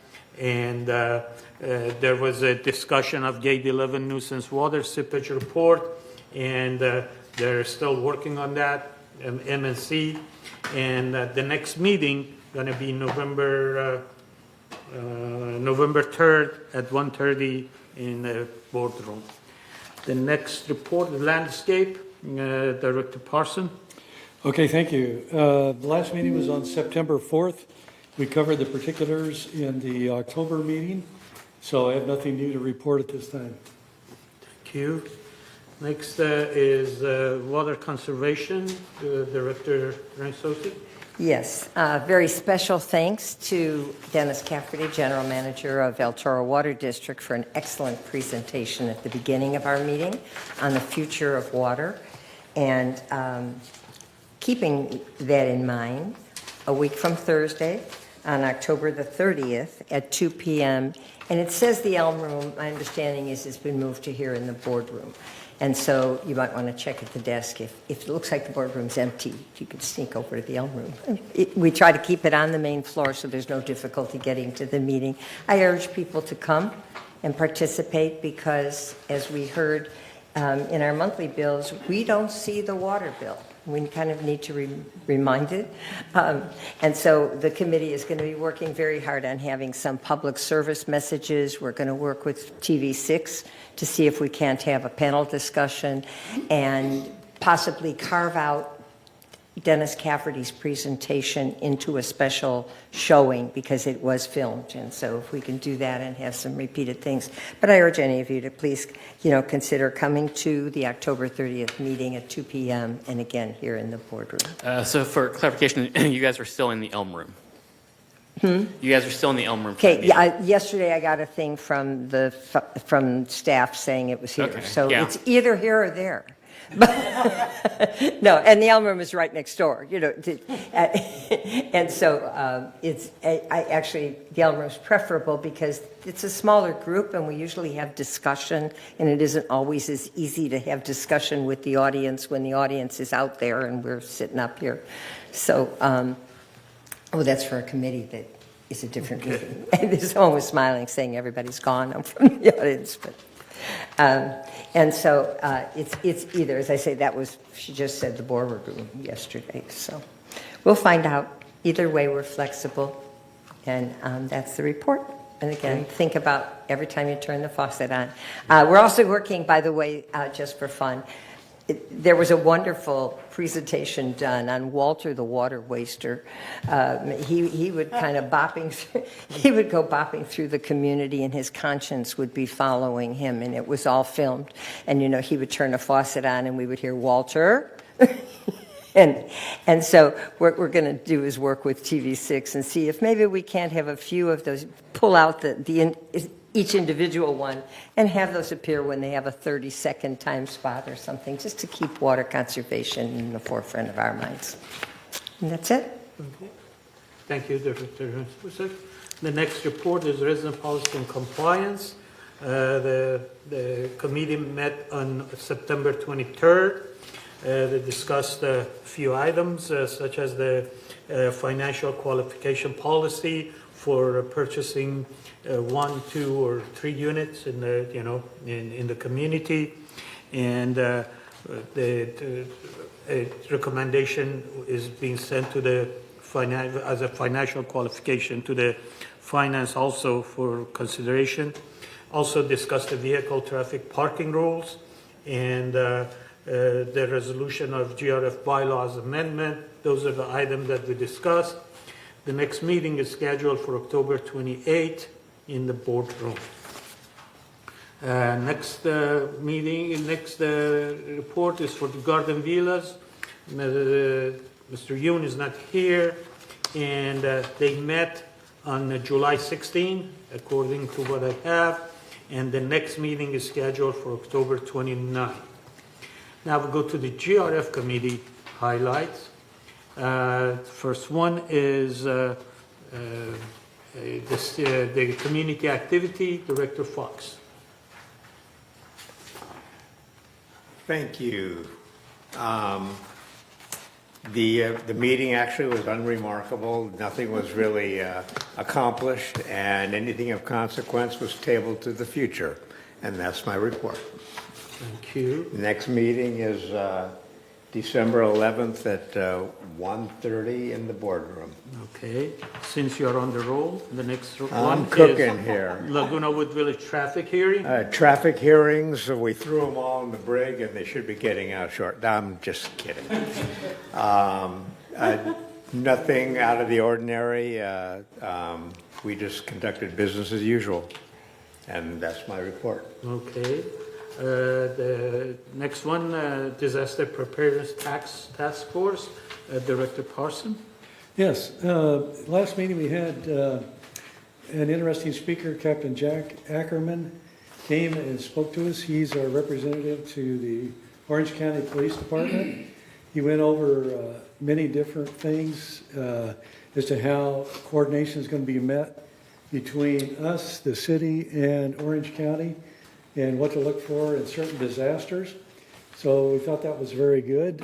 One question remained that we still need to cover is what do we need to do as residents for ourselves other than drop cover and hold on. I think that's going to be a topic for future things. But at this time, I'd like to ask our captain from our police department to come up and talk to us on two subjects. One is Even Bridge communication program. And what that is going to do, it's more global and it's more responsive for a rapid response. And then also an update on shakeout that just took place. With regards to Everbridge, I'm going to defer to Director Chuck Hollins. He'll have more information with regards to that. And then with regards to the Great Shakeout, we held an exercise, a readiness exercise, this past Thursday during the Great Shakeout. So once the Great Shakeout took effect at 10:16 a.m., we kind of deployed our personnel as if we were actually having a sizable seismic event. The main purpose of this was in order to check our readiness with regards to communication. And so we had our amateur radio club members, one at our makeshift EOC just for the purpose of the exercise, and the other at Clubhouse 1, which is where we deemed that clubhouse to be safe. We had security personnel go out to make sure that it was safe, check gas lines, structure. Once that was done, we contacted our clubhouse coordinator. Clubhouse coordinator had responded along with good neighbor captains. We did mock reports that needed to be reported from the clubhouse to the EOC. And again, that was the main intent for us anyway, was the communication aspect of it. And I'm proud to say that it went without a hitch. Everything was great. I would say that all security and all personnel involved really did a tremendous job with that exercise. Any questions on that? Thank you. Any question? Thank you. Okay. Thanks. Any other thing? Director Parson? Yes, on the GRF Maintenance Construction Committee meeting, it was held on October 8th, and some things that happened there was they went through the project log. If you're not familiar with that, they spent a lot of time on the project log. both on the expenses and then the percent of completion. Also, a big discussion took place on ChargePoint. That's for taking your EV cars and recharging them. So some things will be coming out of that, I'm sure. Another thing was the El Toro Water District Aliso Creek Sewer Lift Station Improvement Project. Quite a mouthful there. I'll just read a little bit about what they did there. Hannah Ford, the Director of Engineering, and Dennis Cafferty, General Manager of the El Toro Water District, presented an overview of the planned Aliso Creek Lift Station Improvements Project. They discussed upgrades to the aging infrastructure, environmental enhancements, and the project timeline. Sure that we're going to hear more about that in the near future here, especially with the infrastructure that he mentioned this morning. So those were the main topics that were covered there. Thank you. Oh, next meeting, let me flip the page. December 10th, 9:30 a.m. GR Finance Committee, Director Fox. Sure. Thanks for calling on me. Okay, so the Finance Committee for GRF. I guess the last meeting was October 15th, according to the notes here. Anyway, what did we do October 15th? We discussed the budget, the finalization of the budget for next year. That fee for when you purchase. The fee for when you purchase was discussed. That may And need it's going continuing up. discussion. The GRF, Yeah. the fee, which is $7,500, is discussed.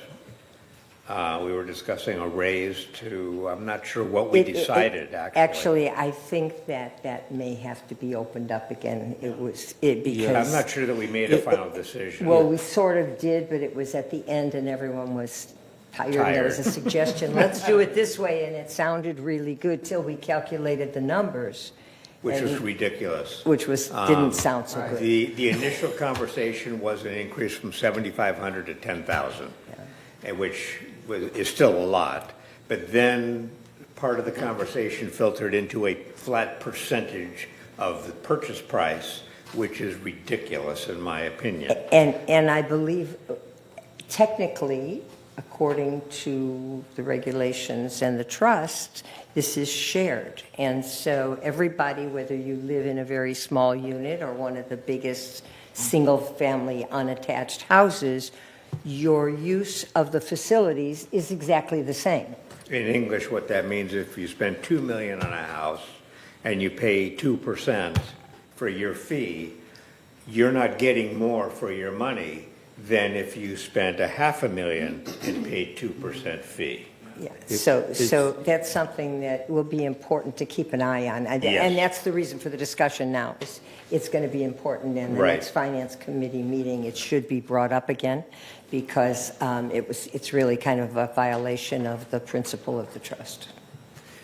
And then there are various other discussions about other aspects of the GRF financials, which is fairly normal. Nothing stands out. That's the report. The next meeting is every 2 months. I think this is wrong here. It says, this is right. Okay, the regular meeting is every 2 months, but we have a special meeting on the 27th of this month, which I guess is coming up very soon. And the purpose of this meeting, I believe, is how we can make money, which I'm unclear as to the purpose of the meeting, to be honest. And that's my report. Thank you. I believe fee structure is also part of this next meeting. I would think. Right. Next item is Mobility and Vehicle Committee, Director Johnson.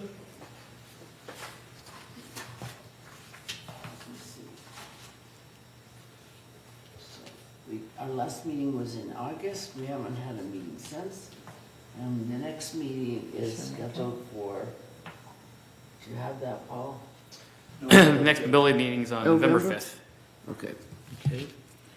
Next item, GRF Landscape, Director Parson. Yes, last meeting was on June 16th, 2025. Next meeting is November 17th, 1:30 PM in the boardroom, and will be also a virtual meeting. Thank you. Next one is space planning. The space planning ad hoc committee met yesterday, and 134 pages of the consultant, consultant was presented by the staff, but not the consultant. Consultant were missing in action, so we couldn't ask the consultant what was what was in the report, and the staff just gave us the history rather than discussing it, and that was a little bit disappointing that the consultant wasn't there. But anyway, the ad hoc committee decided, based on, very short meeting, to request or send a request to GRF board to go for the RFP for Building E, based on, discussion. That was the meeting yesterday, and the next meeting is scheduled for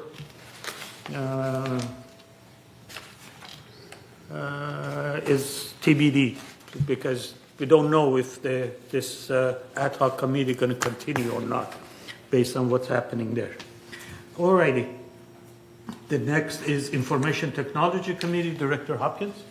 Yes, this committee has been in existence for about 3.5, 4 years now. And so when we started this process, we understood it was going to be a total rewrite of our information systems here. Now, we've always called it information systems. It's the common way to talk about it today is ERP, because it's an enterprise resource planning system. But what I want to emphasize is what this involved is, rather than having a program or 3 programs or 12 programs come in where you fit your process to the program, this basically was, we now have processes that can be improved based on our total understanding of all of our processes and rewrite of the process as necessary, as well as the software to support it. Basically, roll your own software. So what we've done here is the first phase. It was actually done in phase 1 and 2. First phase was the back office. In other words, accounting, procurement, inventory, budgeting, all the things that are not facing the resident and the users. The next phase is where we are now, is we're starting to enhance and rewrite processes for engagement with our customers / residents / even vendors. And so that process is ongoing. We should finish phase 2 somewhere in the first quarter. And as a result of that, we will start to see continuous enhancements, efficiencies, etc., within, I'll call it service delivery to the customer / resident. We may not see it in the ways we would want to see it, but it is there in terms of the background and what's being delivered. It allows the management of VMS to essentially, I like to say, click a button and see what's going on. There's going to be a lot more interface with the field. In other words, they'll be able to take pictures of what's going on, and it goes directly up to the back to management so that they can manage it in a lot closer way. So we'll start to see some of these improvements, but I just want to emphasize that this has been a lot of work, and it's been the entire VMS organization, not just the IT people or our vendor. It's been the entire VMS organization that has participated in process improvement and service delivery. But nothing's perfect, so we'll continue to. In my day, we used to call it continuous improvement. So there'll be continuous improvement to all of our processes as we move forward. Thank you. Thank you. Can I add something to that? Sure. Like you were saying, it's going to be really an enhancement. And one of the big beneficiaries of this is going to be landscape. Huge. It's going to be a huge improvement. And they've already started feeling some of these improvements. So stand by for more. And next one is GRF Broadband Ad Hoc Committee. They have a committee made at a closed meeting on October 8th. Pretty much our CEO this morning talked about, broadband progress and things are moving forward. We are a little bit behind the schedule, but they're working the wrinkle out and trying to catch up. But other than that, just moving forward. The next meeting is scheduled for January 14 at 1:30 p.m. It's closed meeting. Okay, next item. Next is- meeting should be an open meeting for broadband. Pardon? Broadband should be open for the next meeting. Next meeting is open? Yeah, it's Okay. typically an open meeting now, but except your All last right. session. That's good. Security and Community Access Committee, Director Moore. Not here. She's online. Peggy? Wait, I'll do it. Oh, you do it? Oh, Okay, wait, go ahead. is Peggy here? Yeah, she's on. Oh, That's me clicking the cursor to unmute her. Peggy?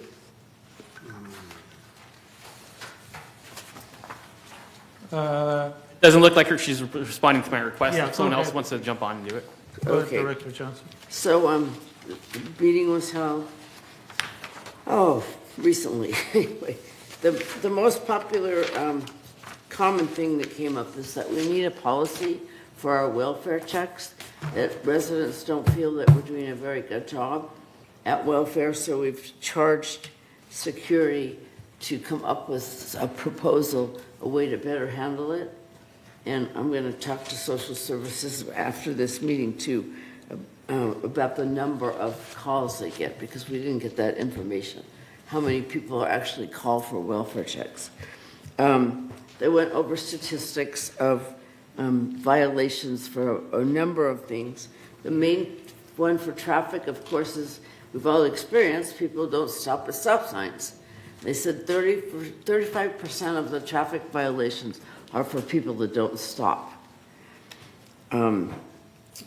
Let's see, the major problem with residents is falls, over 800 last year, falls, so they're trying to work with social services to determine if there's a better classes, some way we can help them with falls. And of course, the popular subject was gate codes, which seems to be on everyone's mind.